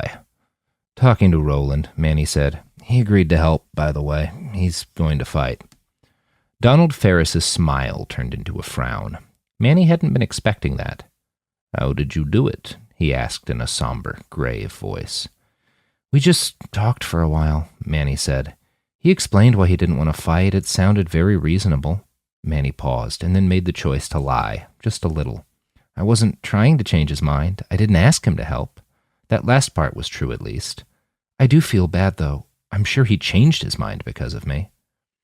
Is it really on you if he chooses to fight? Sasha asked. I killed 2 men. Both of those deaths are on me. But you didn't order Roland to do anything. No, Donald Ferris agreed. But I doubt Roland would have made the decision to intervene if Manny hadn't pressed. That's probably true, Manny admitted. Donald looked from Manny to Sasha. There's a war ritual, peculiar to the men and women and whatevers of this community. I think you'd benefit from seeing it. A ritual? Sasha asked. Not a religious one, I assure you, but yes, they call it their war ritual. He extended a hand out to the field around Rolling Fuck. Manny looked out at it for the first time since coming out here and realized that people seemed to be packing up. Right now, Donald said, the citizens are packing up their tents and their RVs and preparing the city for departure. It's moving out with their army. They'll drive that thing, he jerked a thumb in the direction of the City of Wheels, right up to the damn battlefield. It'll be behind them the whole time they're fighting. I think they stole the idea from the ancient Celts. Anyway, he he said. "Once the city's in position, they'll open up these little boxes that look quite a lot like beehives, and they'll let out a swarm of about 1,000 little drones. Those are mostly just facial recognition cameras attached to wings and a wee engine. They'll record everything and send data on the faces of every enemy fighter to a central computer in the city." "What good does that do?" Manny asked. "It gives us a chance to identify those men, or women, so we can scrape their social media profiles and display pictures and videos from their lives once they die. The whole city, everyone who isn't fighting, turns out to watch that." "That sounds fucking terrible," Manny said. "What do we gain from watching the home movies of dead men?" "A memorial." Manny didn't understand, but he could see that Donald Ferris was revving himself up for an involved explanation. He let the old man speak.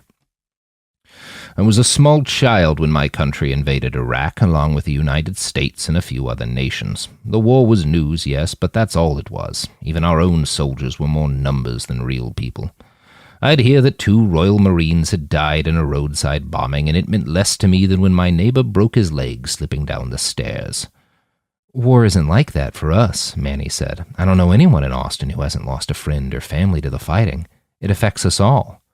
"So it does, my boy, so it does. And if any of our warriors die today, you can bet it'll affect everyone in this social experiment we call a city.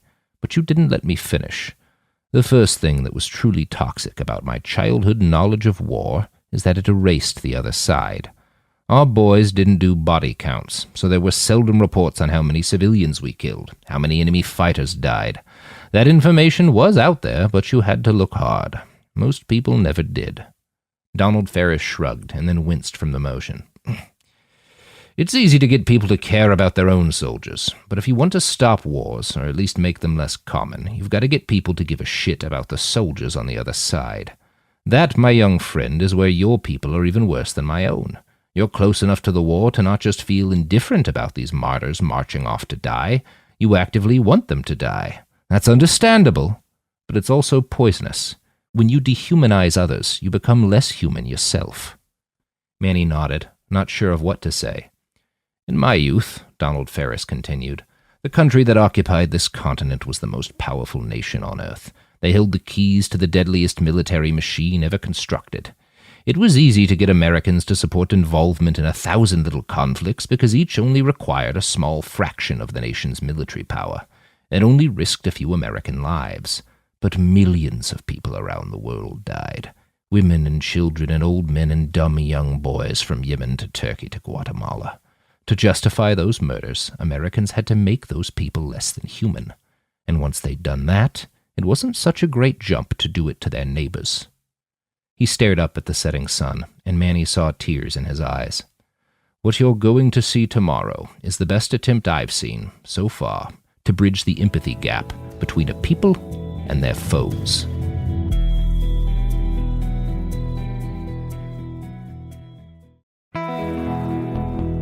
Chapter 23. Sasha. Rolling Fuck trundled forward, crunching its way over the Texas plains and leaving a carpet of flattened grass and broken trees in its wake. And Sasha Marion, situated in a little purple building atop one of the city's tallest spires, couldn't quite believe her eyes.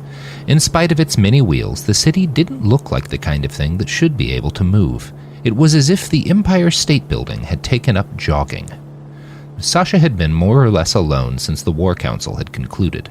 She'd wanted to go up to the bar with Manny and Roland, since they were the only people here she even sort of knew, but their conversation had seemed a private sort of thing. At first, she'd thought that her hosts had made an oversight in leaving her unwatched. Surely they wouldn't let someone who'd been their enemy just a few days ago wander freely through their home. But as the hours went by, it became clear that's exactly what they'd done. So Sasha explored. It had been exhilarating, actually. Every inch of the city was different and strange and new to her. Across the gantries, there were numerous market stalls with fresh meat and produce. At first, she recognized all the foods, but the higher and further she went, the stranger everything seemed. The meat went from beef and chicken to alligator and zebra and mammoth, and, eventually, something Sasha thought might be from an actual dinosaur. She was sure it was all lab-grown. and the produce was certainly gene-modified. At one point, she came across a kiosk filled with fruit that had been tweaked to take the shape of gigantic erect penises. There were penis watermelons, penis oranges, penis apples, and even bags of tiny penis-shaped grapes. She knew she should have felt disgusted. 2 weeks ago, Sasha would have been horrified. But somehow she just wasn't.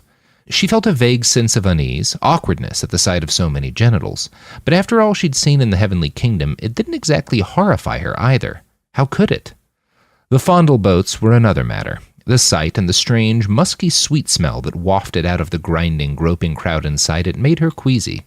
This is exactly as depraved as Pastor Mike said it would be, she thought. But she also thought, is this really worse than all that violence and death? Who are they hurting? The Lord, said a shrill, small voice in the back of her mind. Why would God hate this, and not the hanging of good people? Sasha wondered. Why would this make him angry, but not the butchery inside that factory? You know what the Bible says, Sasha. There is no getting around that. The scriptures were clear. Well, maybe they're wrong then. Maybe they've always been wrong. Or maybe I read them wrong. Maybe they didn't say what I thought they said. It was odd how freeing that thought was. She made her way past a fondle boat, and, for no reason beyond curiosity and the desire to stretch her muscles, Sasha started to climb upwards. The gantries that made up the bulk of Rolling Fuck's walking space were fairly easy for a human to traverse. They had high walls, so even the very drunk were unlikely to fall, and in spite of the city's clutter and bustle, its designers had done a good job of making 2 clear lanes for foot traffic. But the gantries only gave Sasha access to a handful of the strange, glittering buildings that dotted the city's rolling superstructure. So she left them, and she climbed up. It was not an easy climb. Here and there she found small sections of ladder or knotted rope to ease her passage. For the most part, though, she climbed hand over hand up the crisscrossed metal girders. She passed several buildings filled with people, drinking and partying. Sasha didn't stop to talk. The climb was hard, but at least it allowed her to avoid awkward conversation with whatever manner of creatures lived in this place. By the time she reached the top of the spindle, Sasha's body was drenched in sweat, and her arms were too sore to pull her up one more foot. She was grateful to whoever had decided to cap this spindle with a tiny purple shack, and she was even more grateful that the shack appeared unoccupied. Sasha pulled herself inside and collapsed on the floor. For a while, it was all she could do to regain her breath. She wondered, in a vague sort of way, if she'd just broken into someone's home. Nobody had warned her that there would be certain places she couldn't travel here, but no one had told her much of anything at all after she'd arrived. Sasha took stock of her surroundings. The interior of the room was plush. The walls were carpeted in thick, cushiony velvet. The floor below her seemed to be some sort of black shag. There was a framed picture on one wall. Sasha didn't recognize the artist, but it looked like a cross-section drawing of a handgun, with fetuses as the bullets. The sight of it made her feel a bit sick, but there was also something about the art that drew her eyes. The center of the room was a low, flat table that appeared to be made entirely of mirrored glass. There was a pile of white powder on the center of the table, along with a strange, rectangular piece of green paper. Sasha picked up the paper and stared at it. It took her a moment to realize what it was. "Money," said a voice from behind her. "Oh, it used to be. Once upon a time." Sasha froze, stiffened. She turned around, not sure what to expect, but with an apology already spilling out of her mouth. "I'm sorry, sir, I didn't—" Something in the man's smile and the relaxed slump of his shoulders made her stop talking. He stood in the doorway of the little building, just a few feet in front of her. She had no idea how he could have climbed up and in there without her hearing him. She didn't remember the man's name, but she recognized him from the War Council. Those writhing snake tattoos identified him as clearly as a name tag. She trailed off. He smiled at her. There was something about his eyes that seemed off. Wrong. She couldn't place it. His pupils were somehow different than they should have been. When he spoke, though, his voice was warm and friendly. "You are Sasha Marion, the girl who was brave enough to flee her home and family for the heavenly kingdom, and then brave enough to leave it when she realized what it truly was." His head dipped down into a slight bow. "I'm Jim Shannon. It's an honor to meet you, Miss Marion." Jim squatted down on his haunches and dropped his arms in between his legs. It was a casual motion, but he executed it with almost mechanical precision. There was something to his movements that spoke of terrible potential energy, kinetic force just waiting to be unleashed. "It's nice to meet you," she said, because what else could she say? Jim's smile didn't change, but his eyes did. His pupils contracted and then changed shape, from a circle to a spiraling rounded star. "No, it's not," he said. "Let's not lie to each other, eh, Sasha? I'm weird. I move wrong. My eyes." As he spoke, his star pupils started to spin in a hypnotic spiral.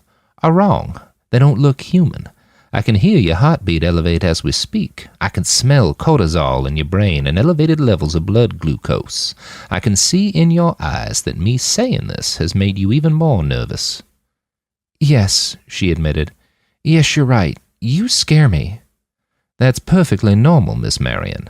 It is not an act of weakness to admit fear. Quite the opposite.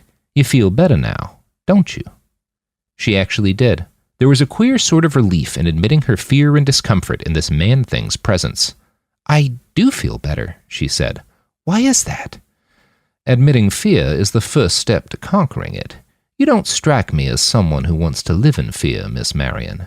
You do strike me as someone who seeks control, strength, power over your own life."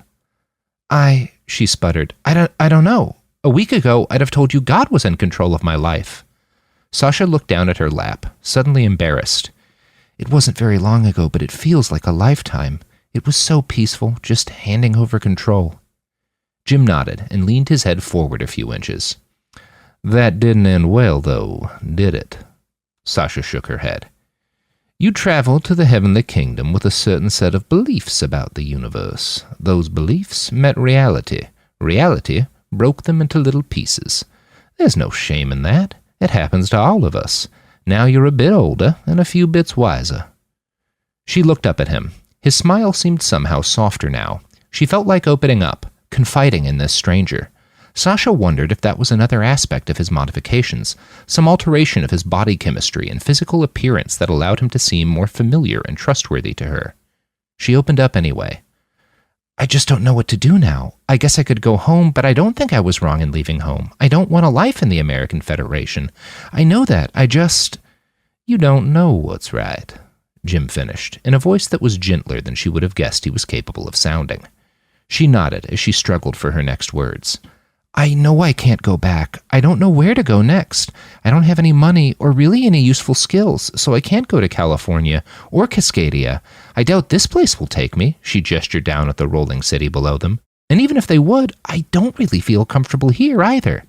Jim nodded and leaned back. "Perhaps," he said, "you should worry less about where you want to end up, and more about what you want to end up doing." "I don't have any options," Sasha said, fighting down a rising panic that tickled the back of her throat. "I didn't even finish high school. I've spent the last 2 years preparing to join the kingdom. I don't know how to do anything useful."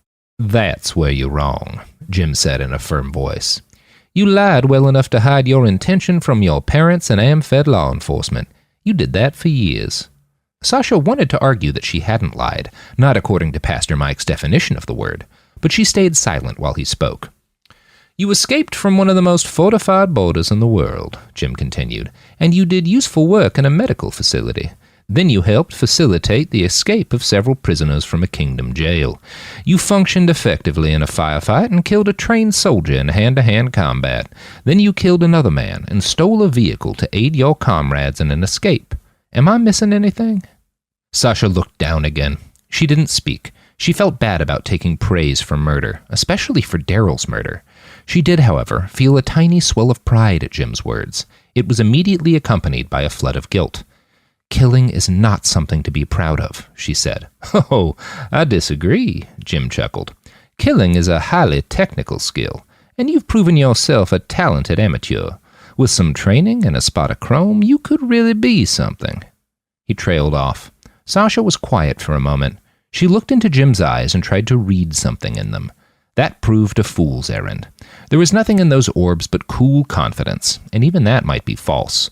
What did any gesture or look mean from a man who could control every aspect of his body, right down to his pupils? "I don't want to get better at killing," she told him. "I don't want to fill my body with unnatural things. Just thinking about it makes me feel ill." "And yet," Jim said. "What do you mean, and yet?" she asked. "And yet that thought intrigues you too. It's no use hiding it. I can taste deceit." Sasha shuddered a little at that. But she couldn't deny that he was right. As much as the idea repulsed her, she'd spent too much time powerless to not crave power. "I'm not looking to push you into anything, Sasha, but I would like to provide you with a unique opportunity." "What do you mean?" she asked. He smiled, plopped down on his butt, and swung his legs in to sit cross-legged on the shag carpet. Jim stuck a finger into the thick black fibers of the carpet and started tugging at them. It was an idle, nervous gesture, and Sasha found it oddly endearing. Part of her suspected that had been his goal. "I mean that I would be willing to take you on as a project." "A project?" He nodded. "My organization has access to skilled surgeons, military-grade augmetics, and vat-grown organs. I'll front the bill, and I'll train you. And in return, you'll work for me." "Forever?" she asked. Jim laughed. She felt a little annoyed by that, and it must have shown on her face, because he stopped. Sorry, he said. "It's just, that'd be debt slavery. You must not know this, but I helped kill the last country that lived on this land to end that sort of thing." "So how much time would I owe you?" Sasha asked. 5 years, he said. Sasha's heart trembled with excitement at the offer. When she thought about the way the adrenaline had coursed through her during the fight in the clinic, she wanted to say yes. But when she thought about Daryl bleeding out next to his car, the shame inside her overwhelmed everything else. Sasha knew she couldn't handle more weights like that on her conscience. "I don't want to kill people," she said in a tiny voice. Shame dripped from every syllable. "That's fine," Jim said, his grin widening. "We always need medics. You've shown an aptitude for that already. I have a feeling you'll take well to combat engineering. There's plenty for you to do without pulling a trigger." "If I work for you," Sasha said, "I have a feeling I won't be able to avoid pulling triggers." "Not entirely," Jim shrugged. "But any shooting you do would be in immediate self-defense, and you'd have the right to refuse any missions that violate your moral code. I know that's important to you." The way he said that last bit set the hackles on her neck arise. "Is it not important to you?" she asked. "Morality, I mean." He swung his hands out to the side, palms up, in a vaguely Buddhic pose. "When I was a young man, not much older than yourself, I knew a lot of gallant men who claimed to live by codes of honor. Such things were fashionable in the warrior culture of a dying empire. None of those codes stopped the men I knew from serving that great beast we called a state. When you see enough good, moral men enable war crimes, you stop seeing value in the term morality." "So what matters to you?" Sasha asked. "What do you believe in?" "Change, Miss Marion," he smiled, revealing rows of pearly white teeth. The snake tattoos on his chest and shoulders writhed in excitement. "I believe in change. I grew up in a time when the climate changed, and my home became a deadly broiler. Politics changed, and democracy became a dictatorship of capital. For a time, I believed in the promises of change handed out by progressive politicians and centerfold revolutionaries. But every one of them was either co-opted by the system or killed by it." He shrugged and cast his eyes down to the carpet. For a while, just a moment, his mask slipped. Sasha saw a deep yawning pit of despair in the tight lines at the edge of his lips and the subtle twitch of muscles below his left eye.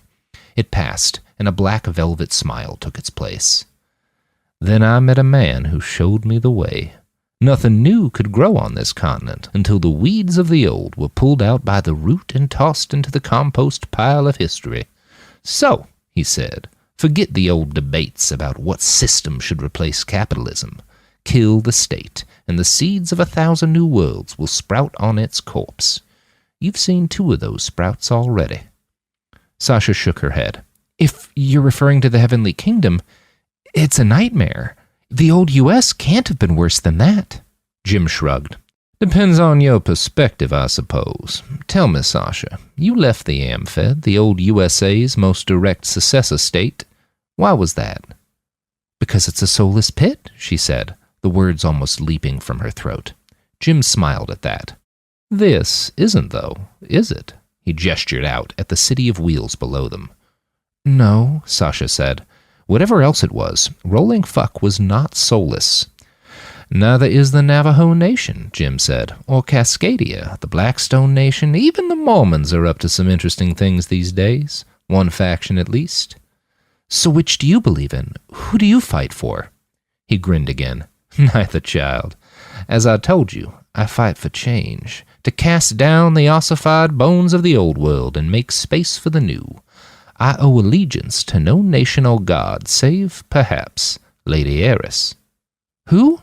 He smiled. A bit of smugness leached into the expression. She could see it clear as day right around his eyes. It should have repelled her more than it did. Eris was the Greek goddess of discord, back when people cared about what the Greeks believed. She set the spark that lit the Trojan War. I know it's a bit silly reaching back to that old mythology, but I can't help myself. There's something about those old gods that calls to me. I can identify with them.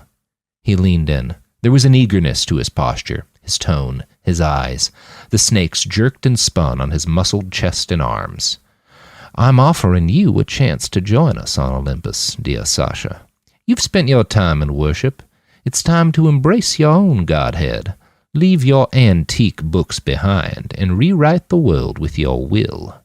I don't know if that's what I want, Sasha said in a still, small voice. She tried to ignore how much part of her ached for what he promised. The thought of killing again nauseated her as much as it excited her. But the thought of having power, the kind of power she'd seen Roland exercise, that was intoxicating. She hated how badly she'd started to want it. Well, you don't have to decide now. Jim shrugged his shoulders and gave an amiable smile. The floor rumbled underneath them. There was a loud, clattering whine as the whole structure of Rolling Fuck came to a slow stop. Jim waited for the scrunching noise to cease and said, "Come and watch what we do today. Then make your call." Roland.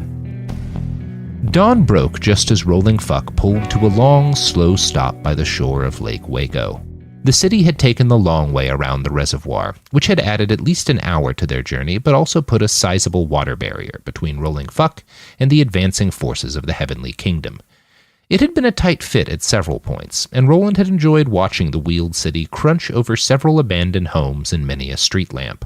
But eventually the pilots and navigators had found a suitably large public park and brought Rolling Fuck to rest there. "It's a nice sunrise," Manny said. The kid stood next to Roland, on a wooden deck built onto the side of the main roller. Skullfucker Mike had assured them this spot provided the best vantage point to watch the rising sun. It looked like he'd been right in that. The sky around them was a heady blend of red and orange that brought up fragmented memories of Mai Tais and fireballs in Roland's head. Clouds clustered at the top of the horizon, ripe to bursting with the color and light of the new day's sun. Roland nodded. "Yeah. It's a shame no one who lives here gets to see it," Manny said. "I've never seen the city this empty." Roland looked over at his young friend. The boy had seen a lot for his age, and Roland could see how much it pained him. Sorrow had a scent all its own. The plunging levels of norepinephrine and serotonin brought out the sharp stink of cortisol and the greasy odor of opioids. Lurking just below those smells was the odd, spicy tinge of the IL-18 protein. Roland could almost hear it weaken the valves of Manny's heart. "I imagine this sucks extra much for you. I mean, you've been where they are, right?" "Twice," Manny said. Roland nodded. "I can't exactly recall," he admitted, "but I expect I had something to do with the first time." Manny looked over to Roland. Chemically, it was clear the kid was battling a melange of sadness, trauma, and anxiety. His actual thoughts, though, were just as hidden from Roland as they would be from any stock human. Perhaps more so. There were moments when Roland feared he was losing the ability to read human emotions, or even display them properly on his face. "What's that look you're giving me?" he asked, finally. "What do you mean?" "I can't tell what the look on your face means," Roland explained. "And I'm curious, are you angry at me?" Manny shrugged, and then he sighed. His shoulders slumped. His head drooped forward and down just a bit. "No," he said. "I'm not angry. What would I even be angry about? If you can't remember what you did back then, are you even the same person who did those things? And even if you are, maybe you were doing the right thing. I assume someone was at some point in that fucking mess of a war." "Maybe everyone was," Roland offered. "I know the Heavenly Kingdom think what they're doing is right," Manny said. "I also don't give a shitting dick what they think. They're murderers. They can all sit and spin." "You're confident that me murdering the lot of them is the right thing to do, then?" "I'm confident it's better than letting them win," Manny said. Roland nodded quietly and stared out at the rising sun. The red had faded and the orange had grown brighter. He could see the shape of the sun behind the clouds. Mist rose off the field in front of them, and, across the lake, a low, light fog rolled in over what appeared to be an old golf course. "You're probably right about that," Roland said. "But where does it end?" "It ends when they're beaten and Austin is safe."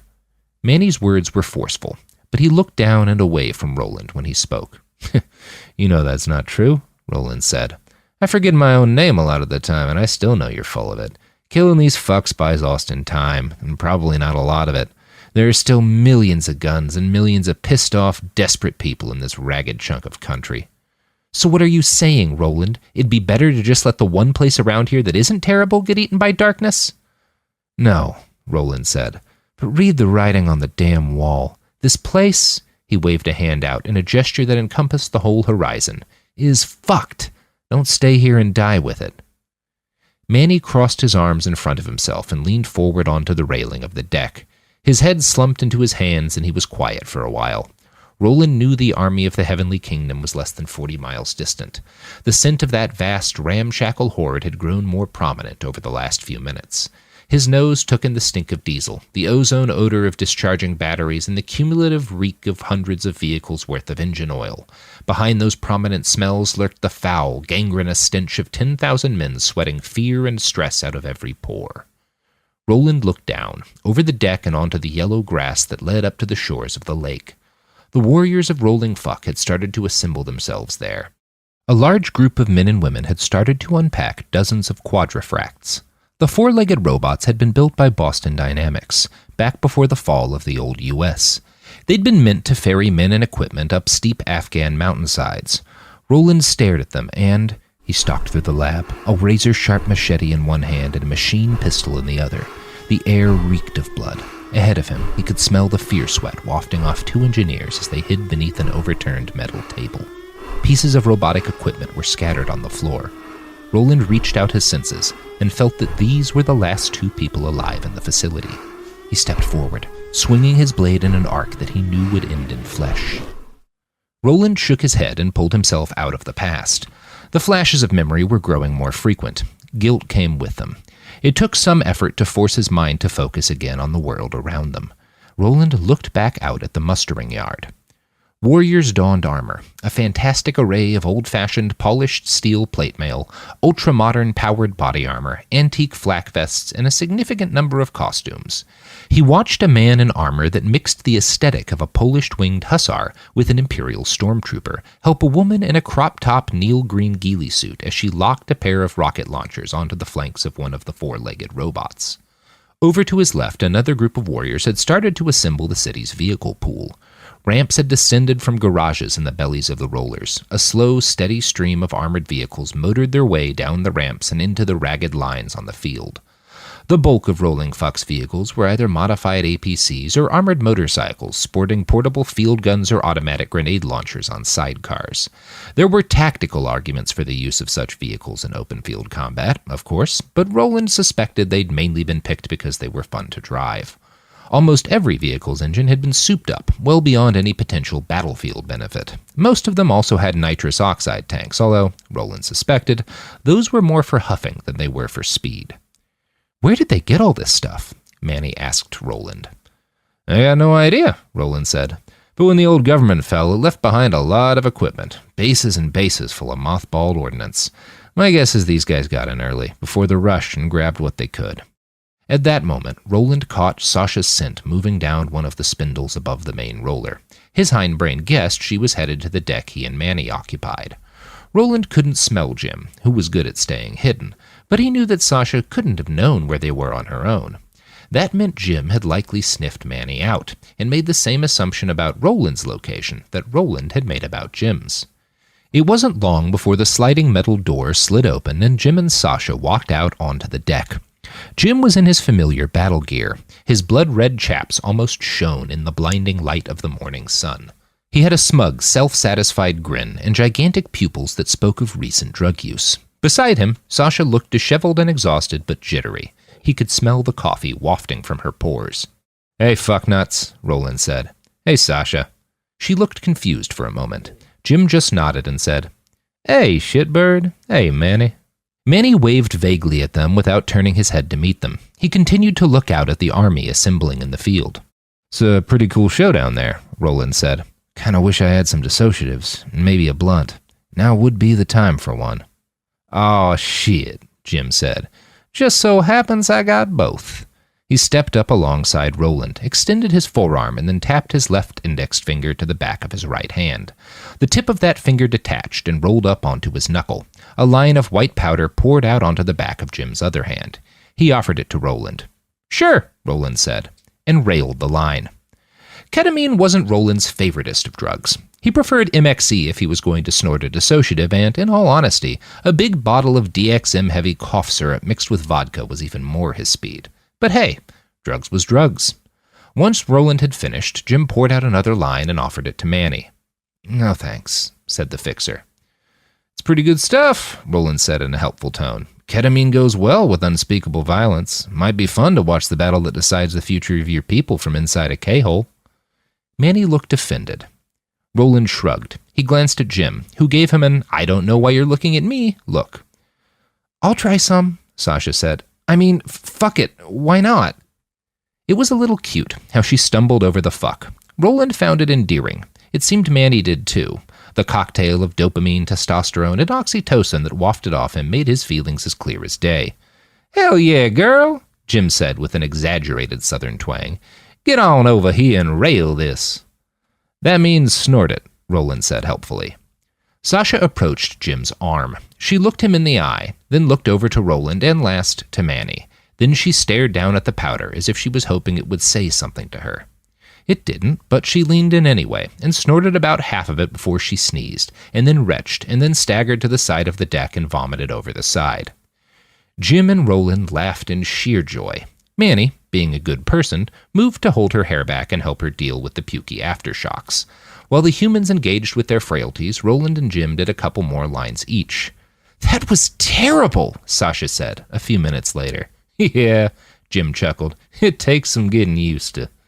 And then the door slid open again. Skullfucker Mike walked out onto the deck. "Oi, asshats," he called out. "We're about to war up. You should get down to the field ASAP if you want to see the face-taking." "What?" Manny asked. "Excuse me?" Sasha said at the same time. Mike just laughed and clapped them both on the shoulders. "I'll explain down in the field. Get a move on." He nodded to Sasha and added, "There's a puke wash station just inside and to the right, next to the bathroom." "Right," Jim rubbed his hands together in excitement.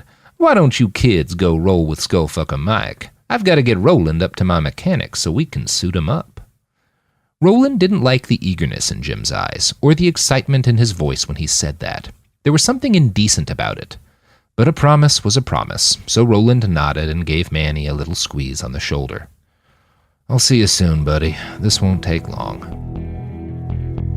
Manny. "Skullfucker Mike?" Manny asked, as the chromed man led them through the gantries and towards the elevator. "What exactly is so special about Roland? I mean, he's a nice guy, but what makes him so much scarier than the other chromed folks, like you and Topaz?" "What do you know about Roland's past?" Mike asked in return. "Very little," Manny admitted. "He doesn't seem to remember much. I've sussed out that he was in the army back before the revolution. He's talked about fighting in Turkey, but also in Dallas and Denver and a bunch of other American cities." Mike nodded. "Yeah, we met in Dallas, back before it was Ciudad de Muerta. I'd just been dishonorably discharged from the Marine Corps for..." He frowned, shook his head, and continued. "It doesn't matter what for. I was broke, and I had a body full of Uncle Sam's chrome. He wanted it back. I wound up taking shelter in the White Rock commune. Roland was there, too. He was pretty political back in those days. Always quoting Bakunin and Auchelon and Red John." "Did you guys actually know Red John?" Sasha asked. Up until that point, she'd walked quietly in the rear of their little group. The few times Manny had glanced back, she'd had her head down, stuck in her own little world. But now she was alert and engaged. Manny guessed it was hearing the name of the famous revolutionary that had done it. That's odd, he thought. "I never met the guy," Mike said, "but Roland did. He was in real deep with that whole circle. So was that weird fucker, Jim. I was tight with Roland, but I never got into the political side of things. I liked smashing stuff, and they needed stuff smashers." How does this relate to why Roland's Roland? Manny asked. Well, I've known old Roland for a while, back when he was still fully himself. He was always cagey about his background, but we had our theories. And mine was that he'd been part of Project Orange. What was that? Sasha asked. Holy fuck, Manny said. He'd heard of Project Orange, although he wasn't surprised Sasha hadn't. The Amfed was the closest descendant of the old United States. They'd have kept most of the bad stuff out of their history books. Well, you know, Mike said. Through the 20s, the military struggled with declining enlistment numbers. All the little resource wars climate change sparked created a need for a capable, nimble force that could project power without requiring a public commitment of force. So back in the late 30s, the US military started fucking hard with gene editing tools and biomods. At first, it was just basic upgrades to select combat units, early versions of the healing suites y'all both have now. Then they moved on to carbon fiber-laced bones, bullet-resistant skin, nano-healing suites. The end result was Project Orange, the best warriors in the whole military loaded down with experimental, self-adapting neural and physiological upgrades. Yeah, Manny added, it was a real success right till they wiped out a whole city. Skullfucker Mike nodded and looked back to Sasha. He's talking about the Battle of Incirlik.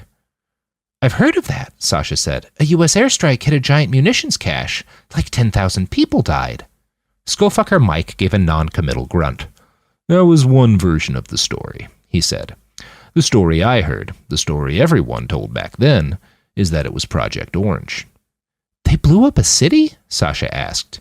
They didn't blow it up, Manny said. They just butchered everyone, mostly in hand-to-hand combat. The DARPA guys miscalculated, Mike nodded to Manny. They'd entirely revamped the endocrine systems of these soldiers. It made them immune to exhaustion and gave them perfect situational awareness. But it also made bloodshed. He trailed off and frowned while he searched for his next word. Addictive.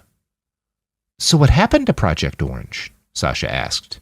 Well, said Mike, the scientists did what scientists do. They refined things, they revised their hypotheses and tweaked their creations until the Joint Chiefs had another job for the Orange team. They must have done well for a while. Incirlik was 39, and no one heard shit from them until 41, when they hit that protest in Denver. 600 dead, Manny said, reciting the facts he'd memorized a half-dozen times during his elementary education, including a sitting senator. They reached the lift doors, which slid open once they got close. Sasha and Manny stepped in first, and Mike came after them. He fiddled with the control screen on the wall for a moment. I'm just making sure this thing is set to normal human speeds. We don't want any more puke from y'all today. Mike winked at Sasha as the lift doors closed. There was a soft clump sound, and Manny felt the lift descend. So yeah, Skullfucker Mike continued. The president deployed the Orange team against a fortified camp that had blocked off access to most of downtown Denver. They cleared out the camp, sure enough. After the bloodbath, some hackers with the Jester Collective took close to a terabyte out of the Pentagon servers. It contained a few files on Project Orange and a partly redacted report on the Incirlik massacre. And then? Sasha asked. Mike shrugged. Then they disappeared. They weren't used during the revolution, and they'd have been pretty damn handy for the old U.S. at a couple points. Midway through the war, we recovered some intel that they'd been wiped out, some terrible accident in orbit. Only Roland, Manny said softly. Yep, Skullfucker Mike nodded. That was certainly my suspicion. Still is, but the fuckers never confirmed it, or denied it. Not that he remembers now, anyway. The lift reached the ground with a gentle bump. Its doors slid open to reveal an army. 600 people in 3 large clumps out by the shore of Lake Waco.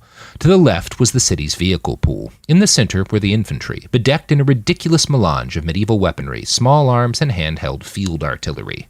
And then, to the right, were the quadrifracts. The sight of them took Manny's breath away. There were well over 100 of the strange, horse-like robots. Most of them were still being fussed over by the riders, having bolts tightened, weapons belted onto their chassis, or, in a few cases, old-timey leather saddles strapped onto their backs. Manny saw one saddle with what looked like a large purple dildo attached to it. The quadrifract riders were the most uniform group of warriors on the field. While Rolling Fuck's infantry wore everything from Roman legionary armor to bikinis made of bullets, the cavalry wore nothing. Even from here, he could see that every nipple in the group was as hard as diamond. They were all covered in the same sort of LED tattoos that Jim wore, but where his took the form of ever-writhing snakes, Theirs appeared in blotches of gray-black static all up and down their bodies. "What are they?" Sasha asked, voicing Manny's thoughts too. "The elite," Skullfucker Mike said. "The best of the city's warriors. Real tough motherfuckers. Mostly former soldiers who augmented their government-issue upgrades way back in the day. Some of them have 5,000 or 10,000 hours of combat experience stored in their bodies." "Why aren't you out there?" Manny asked. He grunted. "Quadrifracts make my ass look big. Besides, Topaz is a sniper. She keeps to the rear and I keep to her. It's not as fun as fucking shit up at the fronty front." His lips curled up into a wistful smile. "But we all gotta grow up sometime." While Sasha and Manny gawked, the main roller's other lift descended. The doors opened just 20 feet to their right. Nana Yazi was the first one out.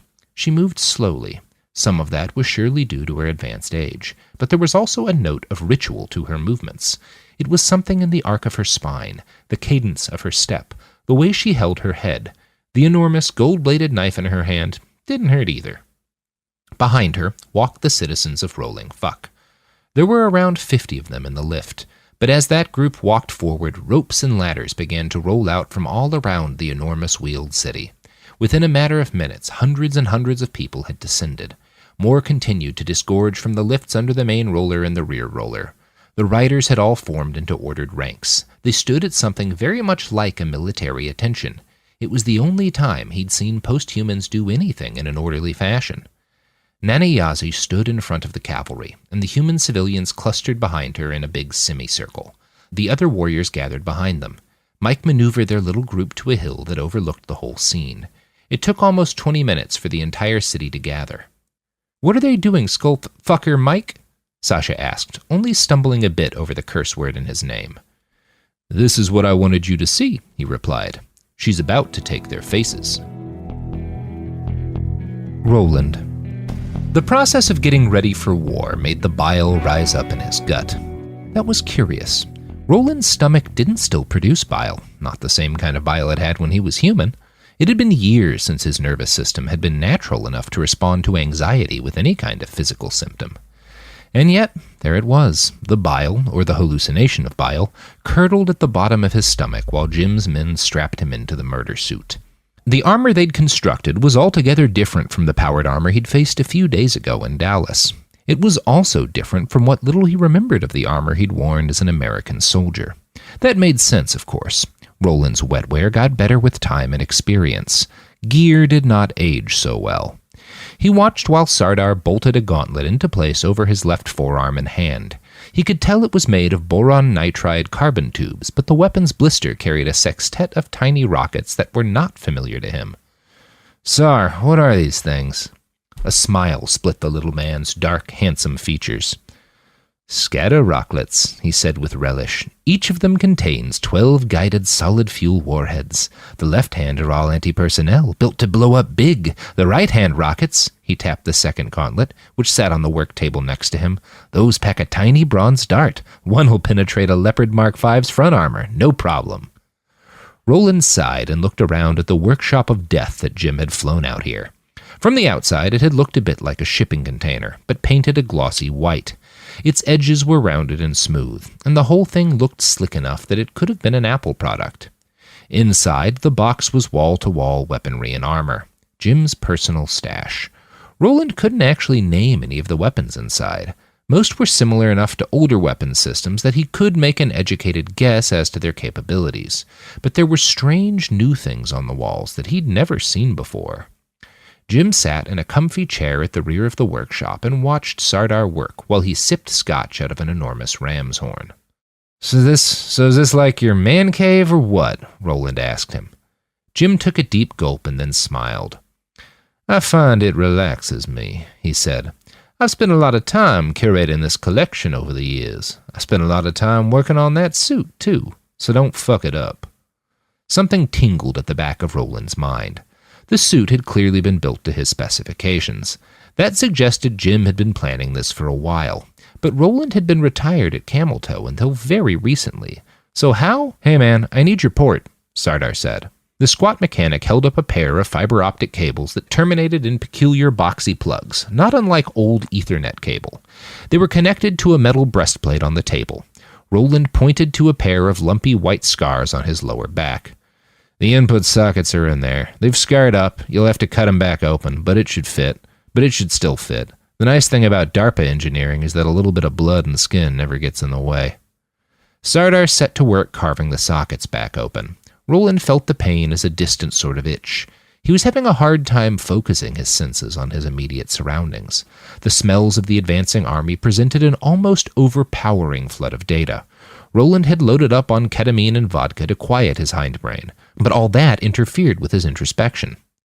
"You built this thing for me to wear, Jim. How long have you been planning this?" "Years," Jim said. His forthrightness surprised Roland.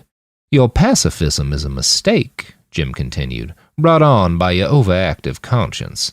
There is still so much you need to do in the world.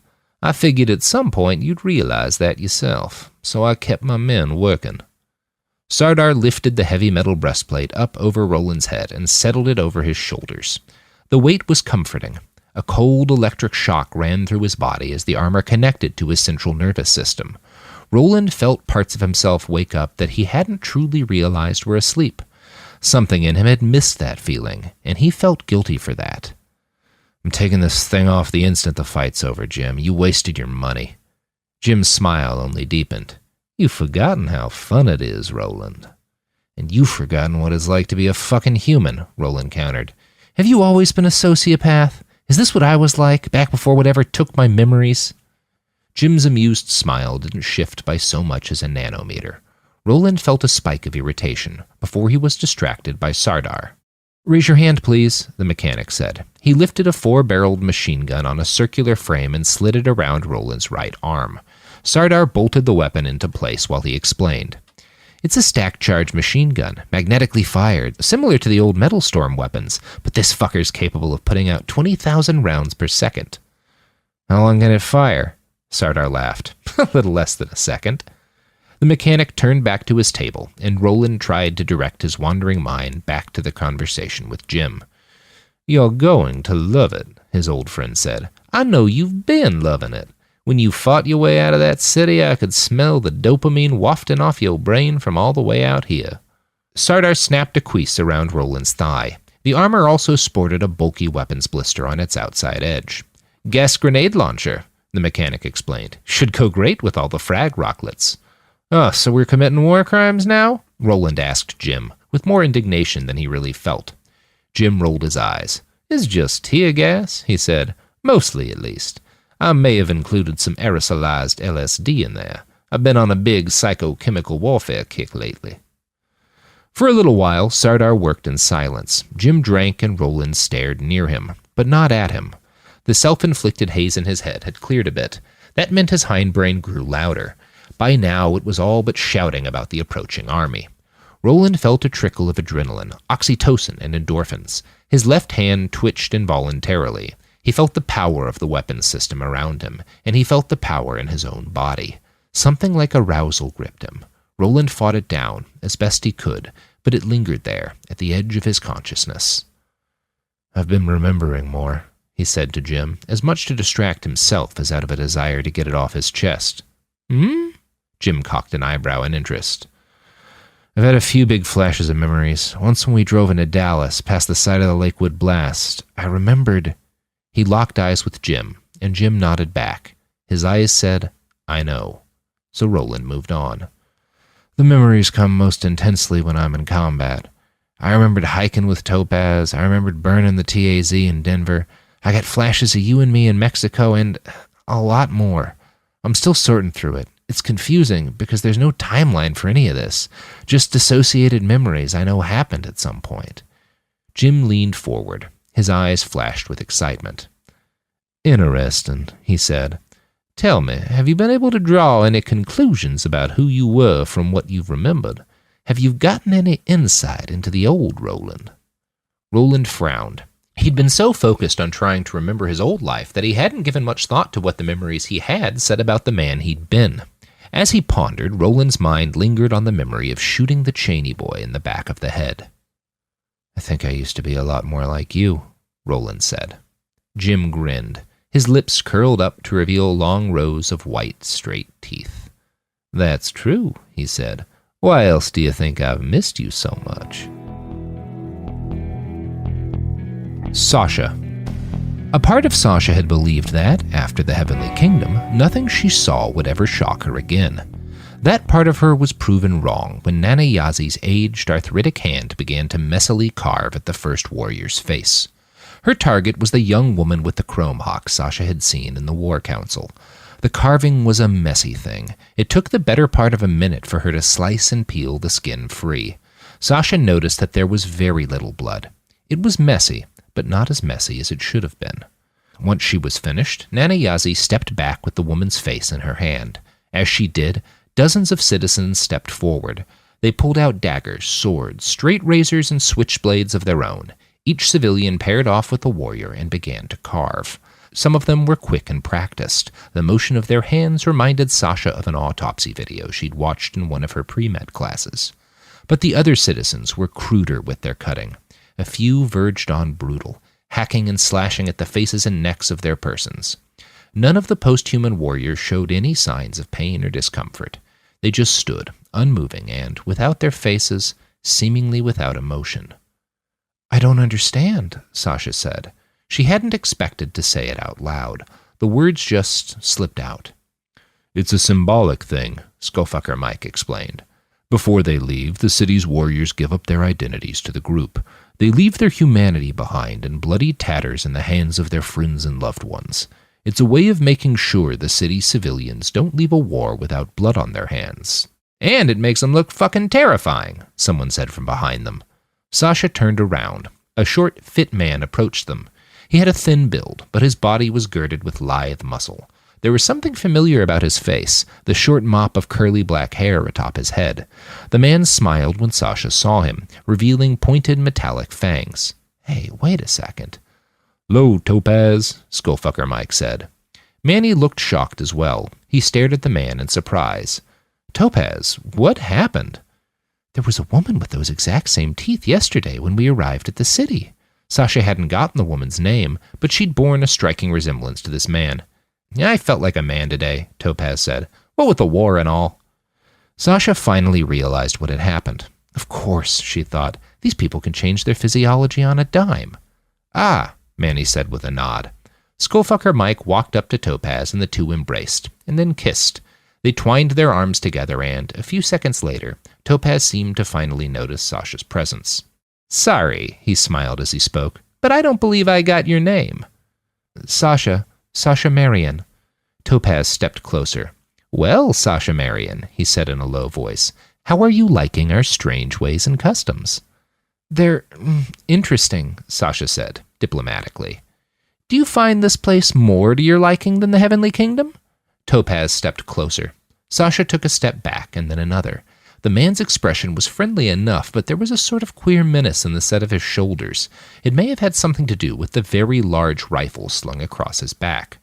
Sasha started to sweat. Fear gripped her mind.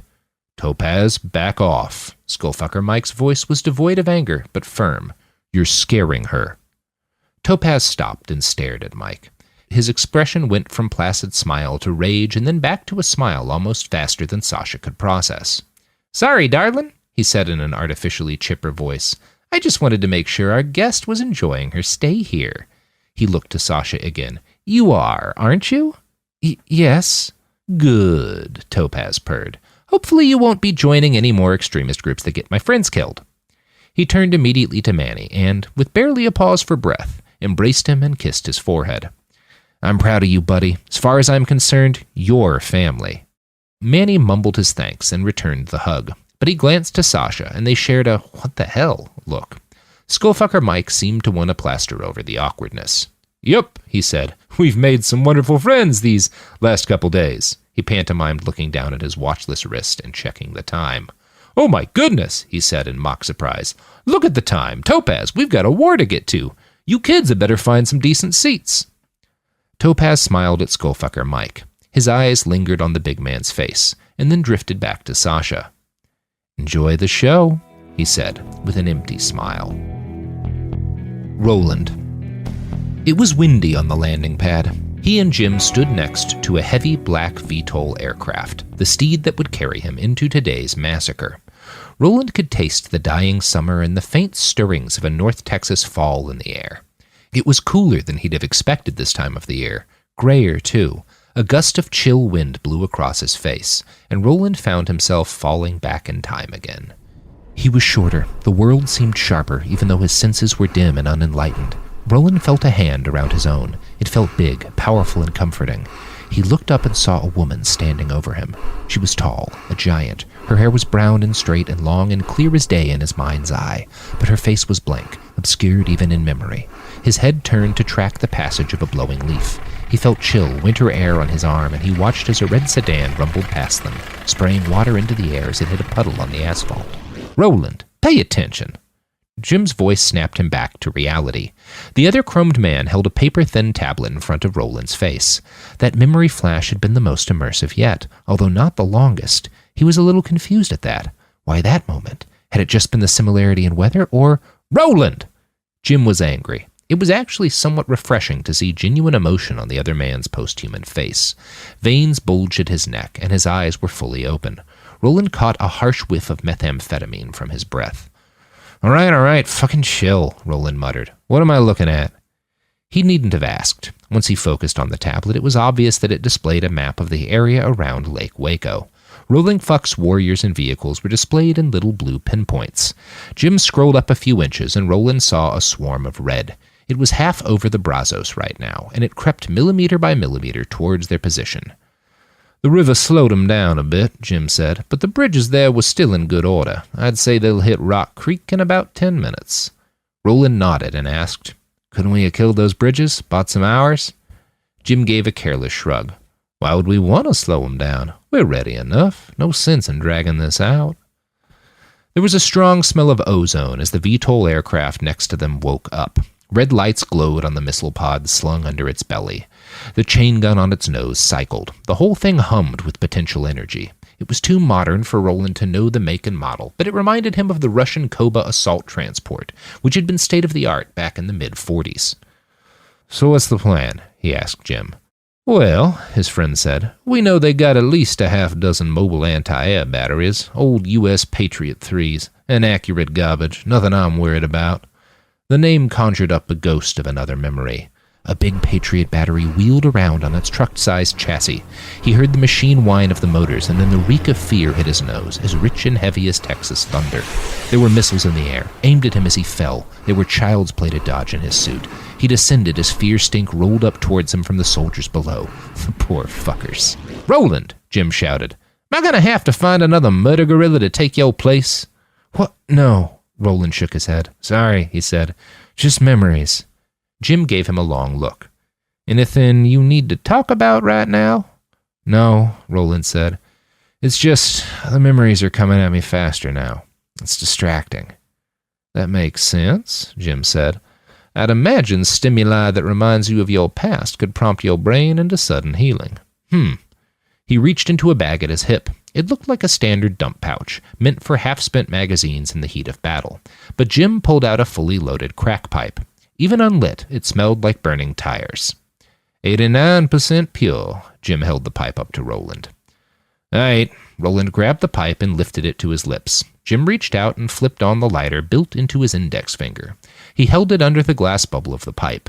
The rocks vaporized into white smoke. Roland inhaled and felt the vapor dissolve into his bloodstream through his mucous membranes.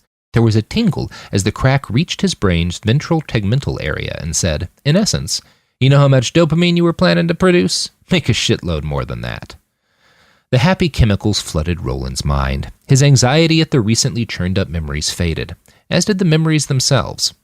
Better? Jim asked. Super good, Roland said. Can I? Jim waved. Sure, man. Keep the pipe. In fact, he pulled his index finger free from his hand and gave it to Roland. Keep that. I'll grow a new one. Cool. Roland took the finger, flicked it alight, and took another deep pull of burning crack. So, he said as he exhaled a plume of crack smoke. The plan? Right, said Jim. Like I told you, Rock Creek is where we plan to hit 'em. The Edmund Fitzgerald here. Jim banged a hand on the side of the VTOL craft. It's going to take you up to around 15,000 feet and then drop you right on the heads. I expect we'll take some flack afterwards, but this bird can handle it. And besides, He raised his voice and jerked his head towards the cockpit. "Anderson's piloting it today, and it's not like I give a shit if he dies." In response, the nose gun wheeled around on its mount and locked onto Jim. There was a clanking sound as it ratcheted around into its chamber. Jim rolled his eyes. Fucking pilots. "Anyway, me and my people will be with the Roland fuck folks, getting shot at." He tapped Roland's helmet. "When we're ready for you, I'll ping you both and Anderson can drop you on top of their asses." "So," Roland asked, "I've just got to fall on top of a hostile army and start shooting?" Jim nodded. "Right then, let's get started." Manny. Years ago, in what now seemed like another life, Manny had gone to watch an outdoor movie at Zilker Park in Austin. Ghostbusters. He was pretty sure it had been Ghostbusters. Hundreds and hundreds of people had shown up, families with children and couples on dates and so many dogs. The sound hadn't been great and the projectionist could have been better, but he remembered the evening fondly. Rolling fuck before a battle reminded him of that experience.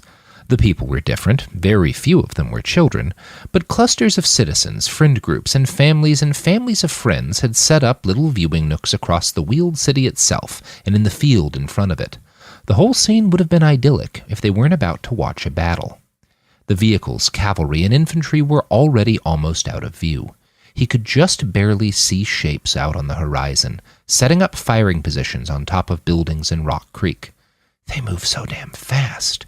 Manny didn't think he'd ever get used to the pace of post-human life. He knew Topaz and Skullfucker Mike were somewhere out there. He knew where they'd be soon, and in spite of their confidence, he worried for them. More than anyone, he worried for Roland. "Drinks for everyone," Donald Ferris said. He had a tray full of drinks in his hands, fresh from the bar. He sat down next to Nanayazi and smiled. Manny and Sasha sat on the opposite side of them, in a booth in the main rollers bar, looking out over Waco. Donald started handing out beverages. First, bubbly drinks in long brown bottles that smelled familiar. "Coca-Cola," the old documentarian said. "Not the stuff they still sell all over.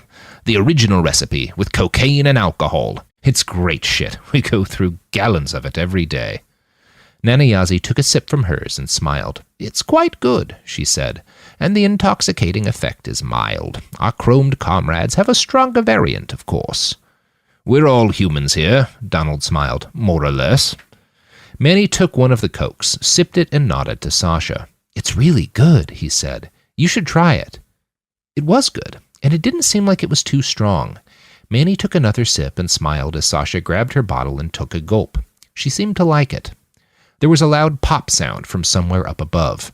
Manny tensed up, but then he tracked its origin to one of the landing pads that extended from a gantry tower at least 100 feet above them. Dozens of small black shapes flitted out from it and soared forward, off in the same direction the army had gone. "Spy drones," Donald Ferris explained. "They'll be at the front by the time the fighting starts." "This all seems so weird," Sasha said. "I think I read about people doing something similar during the Civil War. They'd set up picnic blankets on hills overlooking the battle." Donald Ferris grunted and shifted in his seat, a bit awkwardly. Nanayazi smiled and said, "It is a bit like that. The difference is that we're not doing this to be voyeurs. We won't see much fighting." "What will we see?" "Just watch," Donald Ferris said, and reached for a tiny shot glass filled with a yellow-brown liquid. "But have a drink first. It'll help." Manny took one of the shot glasses and moved to belt it down, but Nanayazi put her hand on his. "That's fine tequila, son. I'd recommend sipping." So he sipped it, and it was good. The burn rolled down his throat and mixed with the cocaine and alcohol from the Coca-Cola. A comfortable, warm haze settled over Manny. He was about to encourage Sasha to try some when another sound intruded. The high hum of drones filled the air. Manny fought down an irrational surge of anxiety. He wasn't sure he'd ever feel comfortable with the sound of drones again. Each of these drones was the size and rough density of a Rottweiler. They flew in pairs, connected by what looked like a thick, bendy white tube that hung between them. Several pairs settled in front of the main roller's bar in a stable hover. With a whir and a click, the white tubes in between them opened up and unfurled into screens. A second later, the screens lit up. Manny took another sip of truly fabulous tequila and looked back across his new friends. Donald Ferris looked somber, as solemn and gray as a granite wall. Nanayazi seemed almost excited, as if she'd reached the first jump scare in a good horror movie. Sasha hadn't touched her liquor. She didn't seem to have taken more than a few sips of the Coke. Manny found himself wondering what would happen to her after all this. What am I going to do after this? Manny realized with a bit of shock that Oscar's wife was the only person he'd messaged in almost a week. He hadn't sent anything to his family or his friends back in Austin. He'd had the excuse of his deck being deactivated when he'd been inside the kingdom, but now that he was back and his deck was functional, his lack of communication felt less and less defensible. Just thinking about Aisha and the terrible news he still had yet to deliver brought a spike of anxiety that was somehow worse than his fear over the coming battle. There's a certain sound that happens when a large group of people all notice something at the same time. That sound shook Manny out of his contemplation and alerted him to the fact that something had started to happen on the screens. He looked up and he saw that all the screens scattered around the city and hovering over the field now shared the same images. One side of the screens displayed a video feed of a man in full tactical armor, his eyes covered by goggles and his head protected by a black helmet. He was seated in the cupola of an armored vehicle, rolling fast over the highway. Next to that video feed was a picture of the same man, sans armor, in more peaceful days. He was fair-skinned, with red hair and an easy smile. He wore a shirt that, Manny guessed, signified his allegiance to some sports team in the Amfed. The images sat there, alone, for a second. Manny looked out at the horizon towards Rock Creek, where Rolling Fuck's soldiers had embedded themselves. He saw 3 black-gray contrails rush out from an old office building and out towards the highway. The Heavenly Kingdom's forces were just barely visible to his naked eye, tiny, ant-sized tanks and transports. All 3 rockets hit, and the black smoke of the detonations obscured the head of the vehicle column. And then, on the video feed, a rocket burst right above the man in the cupola. Manny watched as he was torn apart in a hail of shrapnel. The video and the still image of his smiling face were replaced a second later by a looping video of an older man playing with a baby girl. He picked her up and spun her around, and the camera zoomed in on his joyous smile. Another video played of a younger man attending his high school graduation. More videos and still images popped up, displaying gentle moments in the lives of at least a dozen different men. And then all the screens cut, violently, to video of an exploding APC. Manny jerked back in surprise.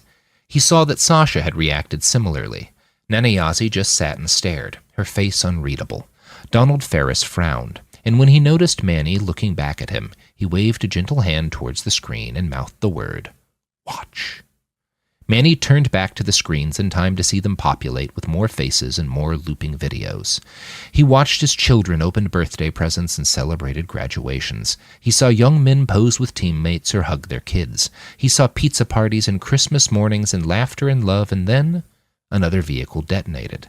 The screen cleared, and then it populated again with scenes from 4 more lives, next to video of a detonating Leopard tank. The parade of shattered lives went on as rockets, mortars, and now gunfire lashed out from Rock Creek and towards the vehicle column. Roland isn't even there yet.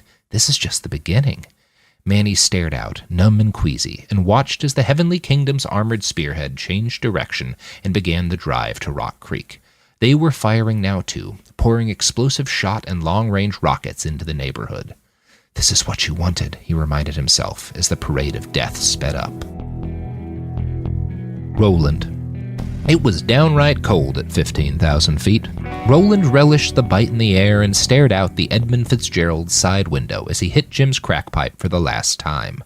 His synapses bubbled with dopamine now. He couldn't stop his lips from curling up into a grin as he looked out onto the distant fields below. 5 minutes to drop point, the pilot's voice echoed through the cargo compartment. Normally, it would have held an array of smart bombs or close assault drones. Today, it held only Roland. He stepped forward, towards the rear bay doors of the craft. The feeling of the cold deck under his feet and the elevated hemoglobin levels in his blood brought the threat of another rush of memory to Roland's mind. The dizzy glee of the crack high helped him shrug it off. Combat soon. Battle. And battle drugs. He tried to temper his excitement. He didn't want to crave that high as much as he did. It'll just take a few seconds, he told himself, and then I can disengage. He could already feel the Heavenly Kingdom's army, far below, settling in. Their nose had been bloodied by Rolling Fuck's rocketry, but they'd suffered relatively few casualties so far. The plan did seem to be working. Dozens of vehicles and thousands of men had already moved into position around the Rock Creek neighborhood. Roland could hear the sounds of their mortars, recoilless rifles, and assault guns opening fire. He reached out with his senses and tried to find Topaz and Skullfucker Mike in the mess, but their scents and heat profiles were obscured by shellfire and smoke. Roland was able to locate Jim, as well as Bigsby and his assault team. They were hunkered down at the edge of the neighborhood, embedded in an abandoned apartment complex and engaged in a furious firefight with the Heavenly Kingdom's vanguard. Roland could smell the dopamine rushing into Jim's synapses from 15,000 feet in the air. His heart began to beat faster. He felt his left hand start to shake, not in fear, but in delirious anticipation of the battle drugs. Another flash of memory took him, and his hand shook so bad he could barely hold the needle straight. He'd already missed the vein twice. God damn it, he cursed, before taking a deep breath and preparing himself to try again. 60 seconds to drop. The pilot's voice pulled Roland back into the moment. That memory had felt weird. It had been blurry in his mind's eye, but Roland's arms and hands had felt smaller then. Was I shooting up dope as a teenager? He knew the answer, based on his current predilections, was probably. Roland shook his mind away from the past and focused again on the war downstairs. The kingdom had moved quickly. He guessed around 4,000 of their men were already in position. These would be the elite, their most veteran fighters, the soldiers wearing power armor or riding in real armored transports and not upgunned trucks. He could feel the rest of the kingdom's army flung out far behind them, in a long tail that stretched back to the Brazos. How many of these men will die today? How many are already dead? 10 seconds. His nose caught the distant gasoline reek of a flamethrower opening up on a squad of advancing martyrs. That's gotta be Jim, right? 5 seconds. The jump light turned from red to green, and the bomb bay doors opened with a rush of air and wind that cracked the uncovered skin on Roland's face.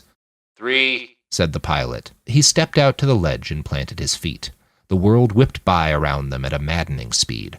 Roland looked down, focused, and saw the Heavenly Kingdom's army underneath him. Dozens of vehicles and thousands of men had taken up position in a large park and several buildings surrounding Rock Creek.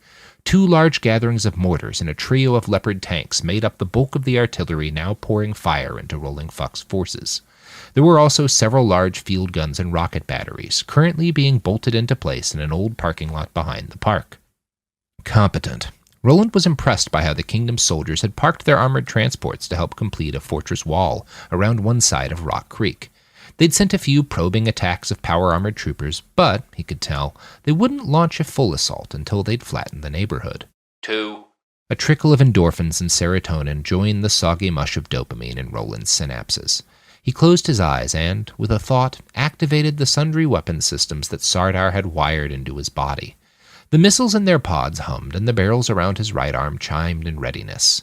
Lyrics from a half-remembered song flittered across his mind. Time for another peaceful war. 1. Roland stepped off the back of the craft and into the sky's embrace. Sasha.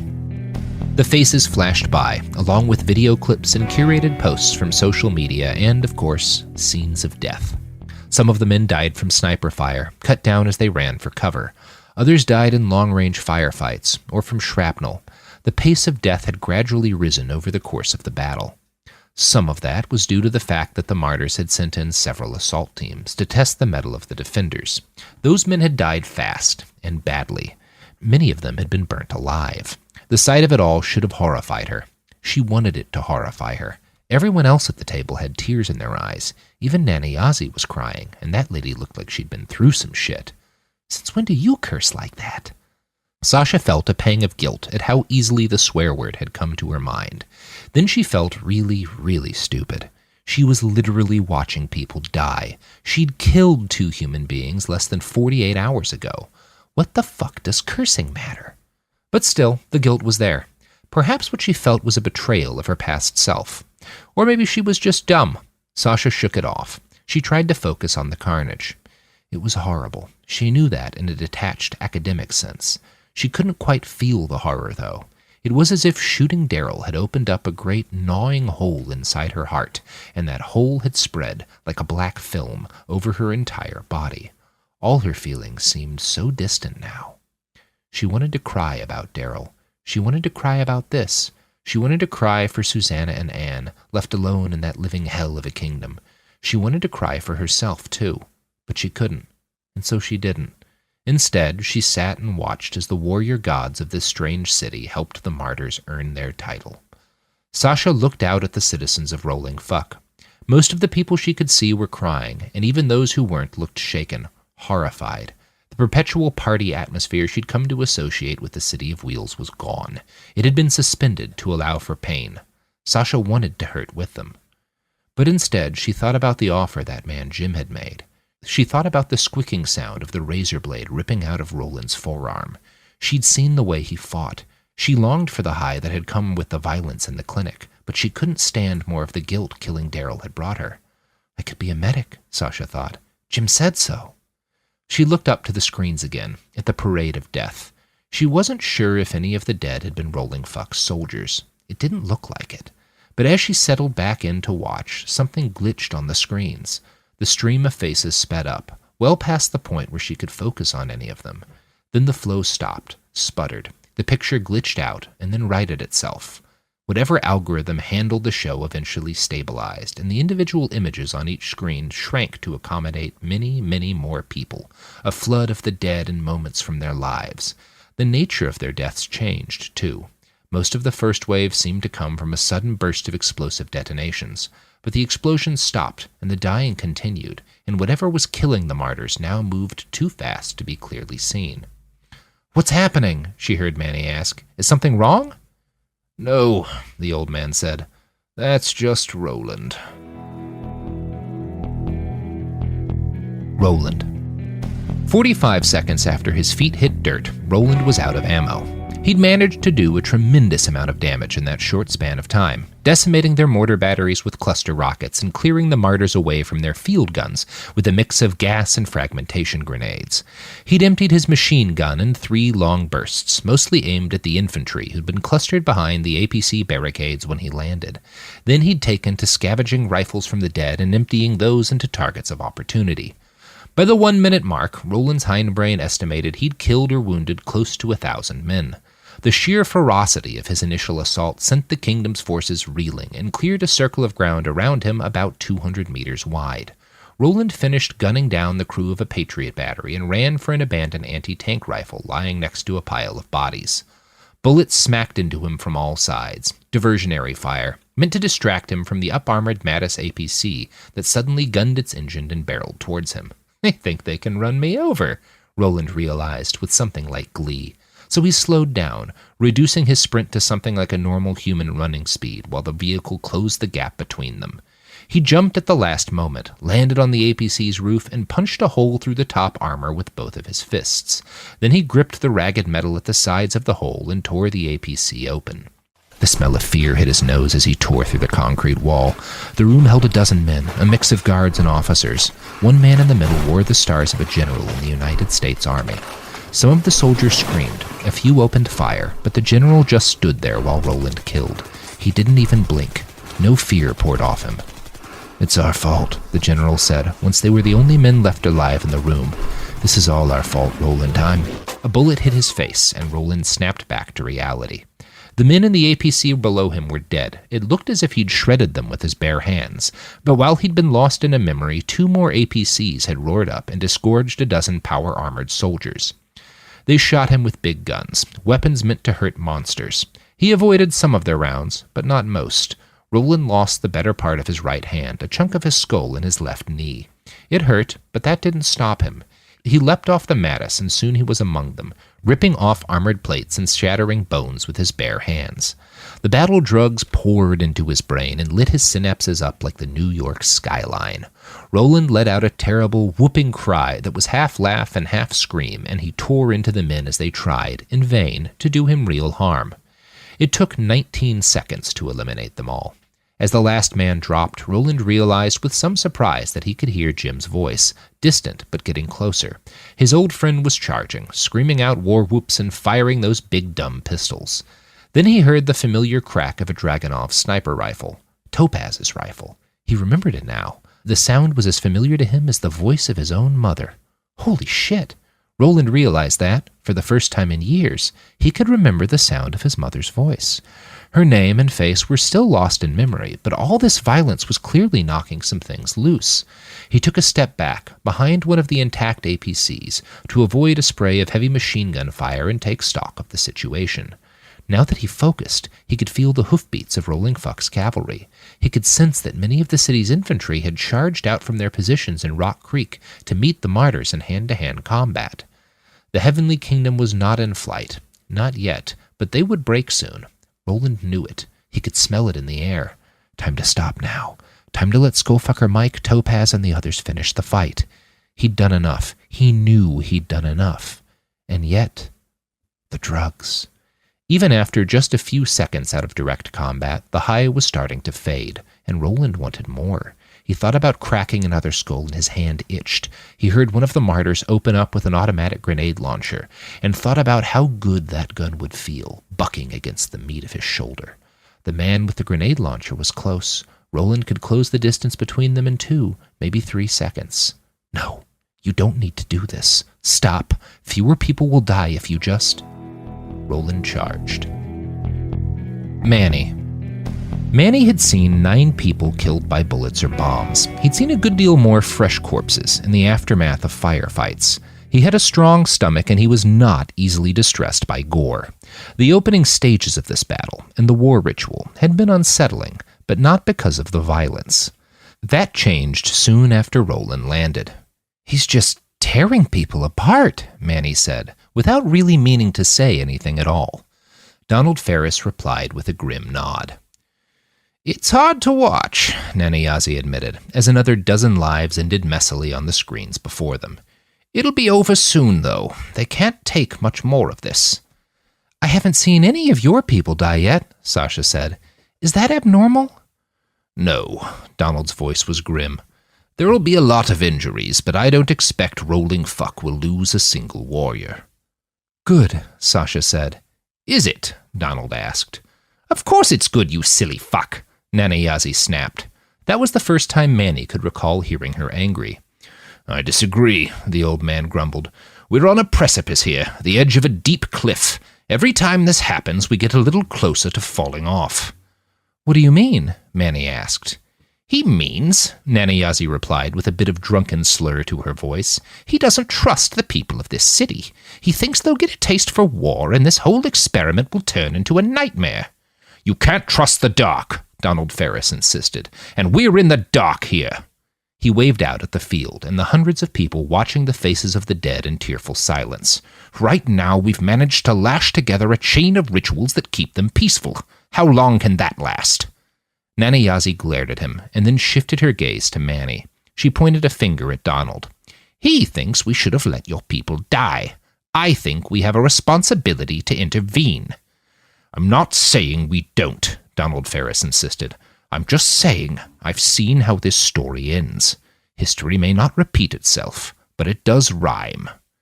"Pithy," Nanayazi said, "but, oh!" She stopped mid-sentence and stared out into the screens. Manny looked back just in time to watch the flow of dead faces speed up again. The screens jerked and shuddered to accommodate the new flow. Once they adjusted, Manny was shocked again at the violence on display. He saw men run through with lances, gutted by scimitars, burnt by napalm, and trampled under the spiked hooves of quadrifracts. "Oh, God," he moaned. "Ah, yes," Nanayazi sighed. "That would be the cavalry. It won't be much longer now. They're here to finish the job." Roland. The Knights of Rolling Fuck were a sight to see, truly. It wasn't often that Roland came across something that registered as completely new to the deep, battered banks of his memory. But there was no déjà vu here, no sense that he'd watched anything like it before. Rolling Fuck's writers worked in 2- and 3-person squads, mostly using a mix of hand grenades, small arms, flamethrowers, and melee weapons for shock value. Their timing was exquisite. 100 riders hit the martyrs at the same time.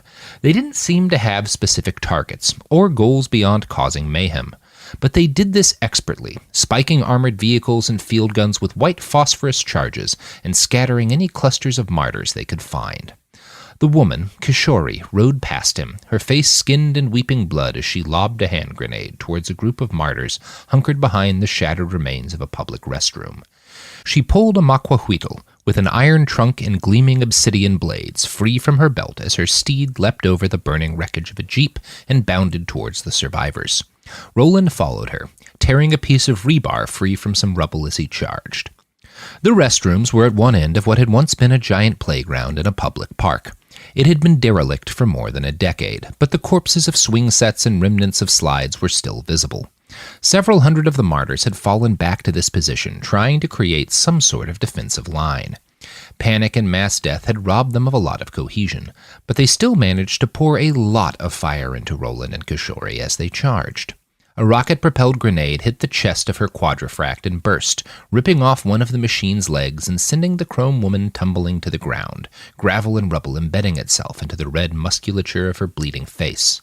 Roland didn't stop for her. He charged ahead, absorbed a few dozen rounds of small arms fire, and dodged a handful of rocket-propelled grenades.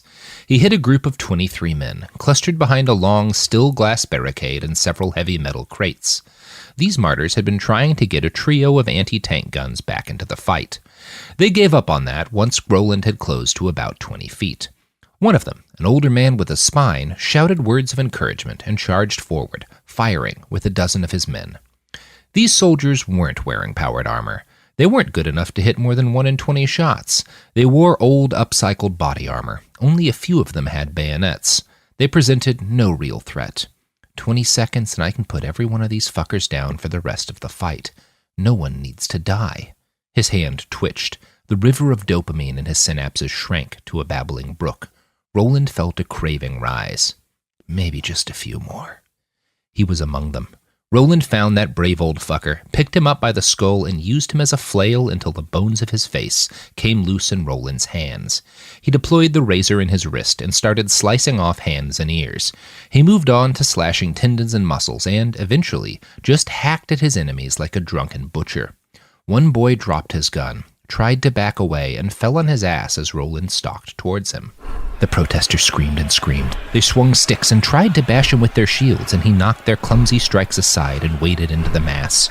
Roland didn't even consider drawing a gun. He tore.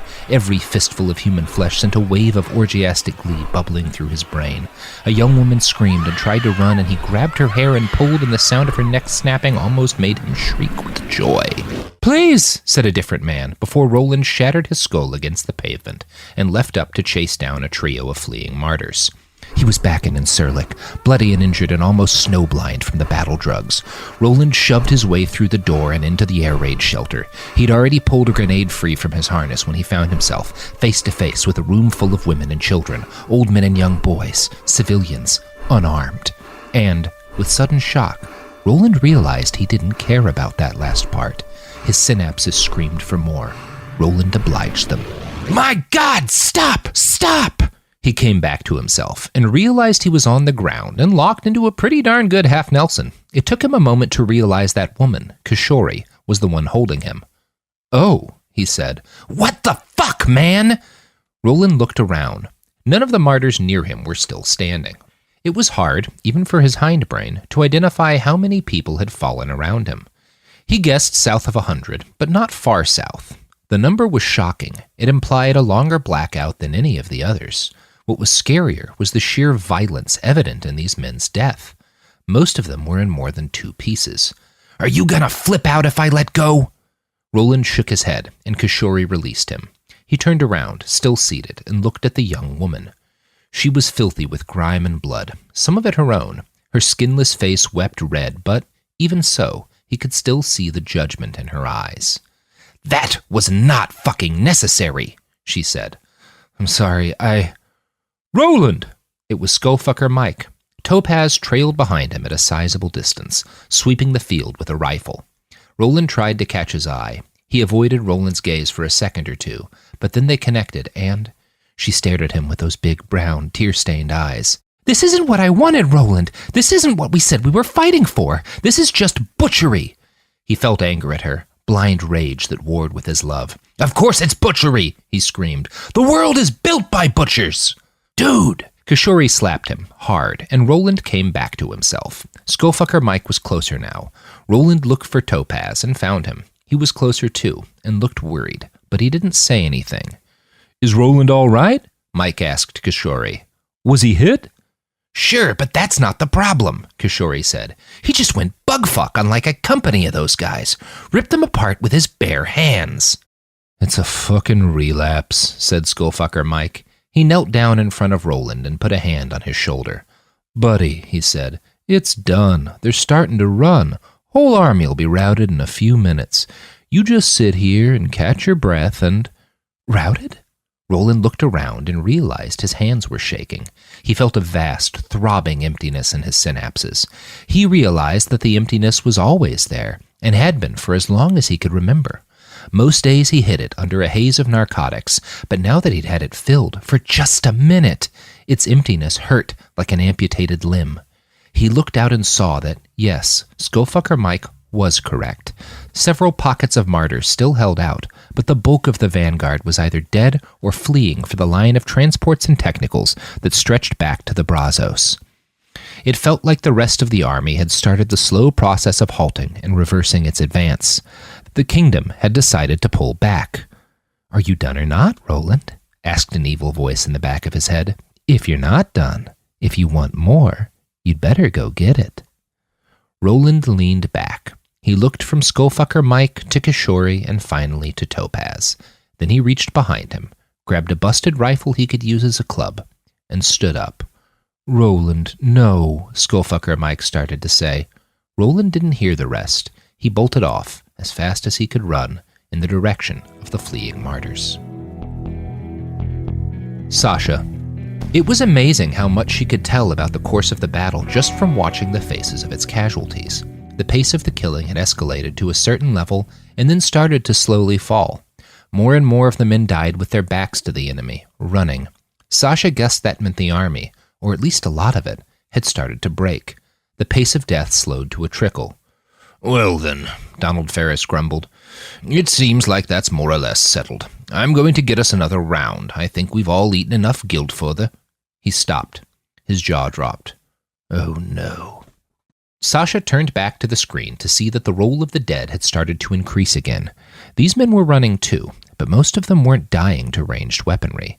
They were being grabbed from behind, ripped apart or clubbed to death by something moving far too fast for human eyes to focus on. "Roland," Manny said in a dull voice filled with sorrow. Sasha scanned the faces of her table-mates. Manny looked almost overwhelmed with guilt. His eyes were watery, and he just kept shaking his head and muttering to himself. Nanayazi's mouth was closed. Her face looked tight and frozen in horror. Donald Ferris was quite clearly furious. His face was so red Sasha worried his heart might give out. And yet, she felt nothing. That's curious, isn't it? Sasha could remember how angry she'd gotten as a girl when she read some story about anti-Christian brutality in Turkey or Illinois. She remembered being horrified by the executions she'd witnessed, but she could only picture her emotional state in those moments from a great distance, as if she were staring at it through the fogged-up lens of a telescope. Why am I not angry? Why am I not horrified?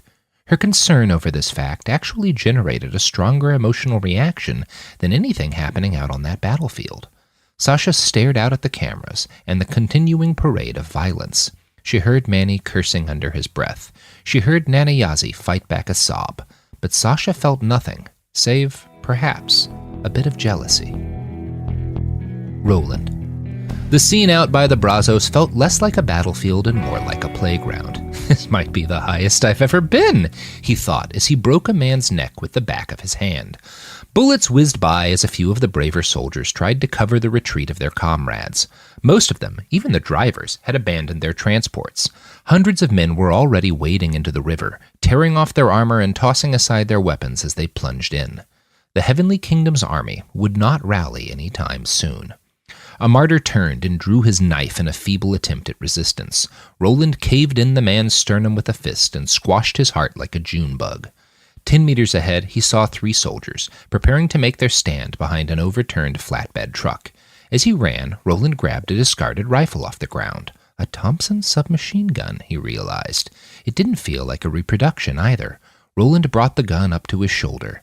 The Thompson gun bucked in his hand. Roland laughed as he danced through the charnel house that had once been a forward operating base.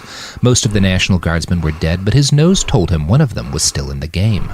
Roland turned past a Hesco and saw the young man, propped half up against a pile of sandbags. The boy held a hand to a bleeding hole in his gut. His black face was bloodless pale and young. So young. Roland didn't know if he'd ever seen a soldier who looked that young. There was something familiar about the boy's face. Roland? The kid said, and recognition dawned in Roland's eyes. And then he was back. He was about 50 yards further ahead than he'd been before he blacked out. The Thompson gun was still in his hand, pointed at a man 12 yards to his left, who was scrambling to get a wire-guided rocket launcher into a firing position. Roland put a bullet through his brain. He turned, past the burning wreckage of a semi-truck. A dozen bullets impacted his chest and side. Then 3 martyrs charged him, their bayonets fixed. The hit wasn't bad, nothing but a flesh wound. Skullfucker Mike looked worse. He'd lost most of his left arm. Topaz had taken 3 rounds to the dome, but she was still firing her Dragonov. Roland's mind stretched into the city of Dallas around them. There were a lot of men coming their way, but those men were mostly police, SWAT officers, nothing substantial. No one who could stop them from getting this bomb where it needed to go! Roland screamed as he broke his Thompson gun over the head of another martyr.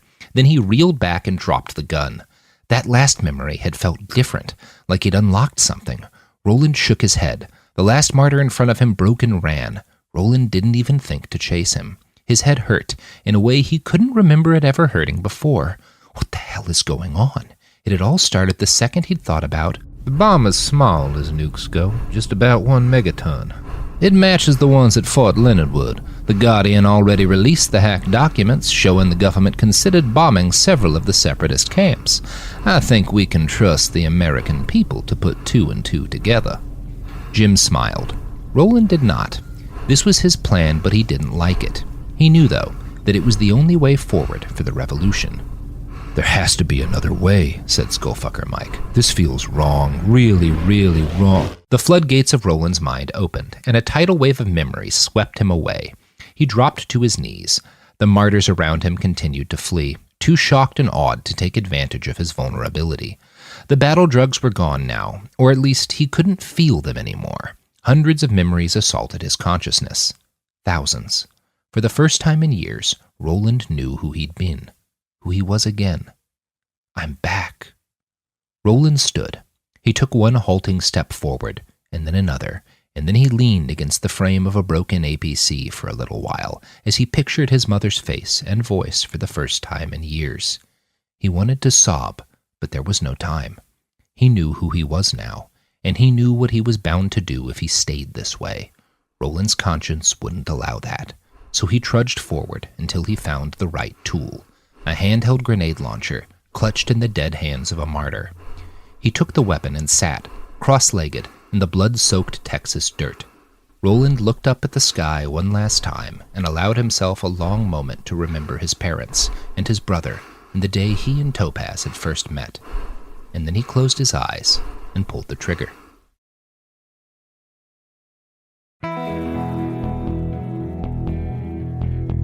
Manny.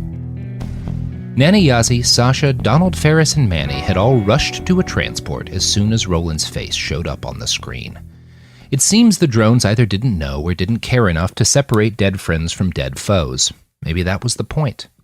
Nana Yazzie drove. It took about 6 minutes for the shiny green Jeep to make its way over the broken roads and towards the site of the battle. No one spoke. They reached the battlefield. There are so many dead people. Manny had seen a lot of carnage in his life, but nothing like this. The stenches of burning flesh, opened bowels, and burning fuel were so overwhelming they almost knocked him down. Donald Ferris and Nana Yazzie looked just as queasy. Only Sasha weathered the sights and smells with calm.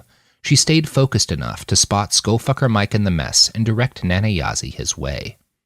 Rolling Fuck's soldiers were out in force. They stalked through the killing fields in groups of 4 or 5, searching for survivors or just looking for loot. Mike stood with Topaz and Kishore and a couple of chromed Manny didn't recognize. Most of them were seated by a handful of large metal crates in the center of what had once been a large playground. Oh, God! The dead men here had been torn apart. There was so much blood, more than Manny had ever seen. It sluiced around on the concrete like some sort of macabre kiddie pool. The Jeep came to a wet stop in front of the group. The act of braking sent a spray of gore out across Skullfucker Mike's legs. "Hey," he said, "what are you all doing here?" "Roland," Manny said. "What happened to Roland?" Mike looked confused. Topaz raised his head up to look out at them. Manny was surprised to see tears rolling down his face. His lip trembled a bit, but when he spoke, there was steel and fury in his voice. He decided to keep killing. I'm sure he's still killing now. No, Manny said. He's dead, or that's what the drone said. We have to find him. Get out of that seat, Mike said to Nanayazi. I'm driving. In an instant, Topaz's tears stopped, and before Manny could say anything, Topaz hopped into the back seat of the Jeep. Fast, Topaz told Skullfucker Mike as he took over from Nanayazi. Go very fast. It didn't take long to find him. Roland's route through the army was painted in red. Hundreds of dead men, maybe more than 1,000, made a clear path with their corpses. That path didn't end until they were almost at the Brazos, and they saw where Roland had fallen. Roland's armored body was splayed out limp, next to the carcass of an old semi-truck. There were 2 very dead men directly in front of him, but neither of them looked to have done him in. Roland hadn't gone down to enemy fire. He jammed a very large gun in his mouth and blown the top off of his head. To all signs, and to all logic, he looked dead. Donald Ferris shook his head and muttered something. Sasha just stared. Nanayazi put her hand on Manny's shoulder. He was, she started to say, but she was interrupted by Roland as he lifted his ruined head up to look at them. His eyes were still unfocused. Blood drooled down his nose, out of his mouth, and down from the gaping exit wound in his forehead. He spat out several teeth. Manny saw daylight through his skull, but still, Roland was able to speak. Who the fuck are you people? He asked.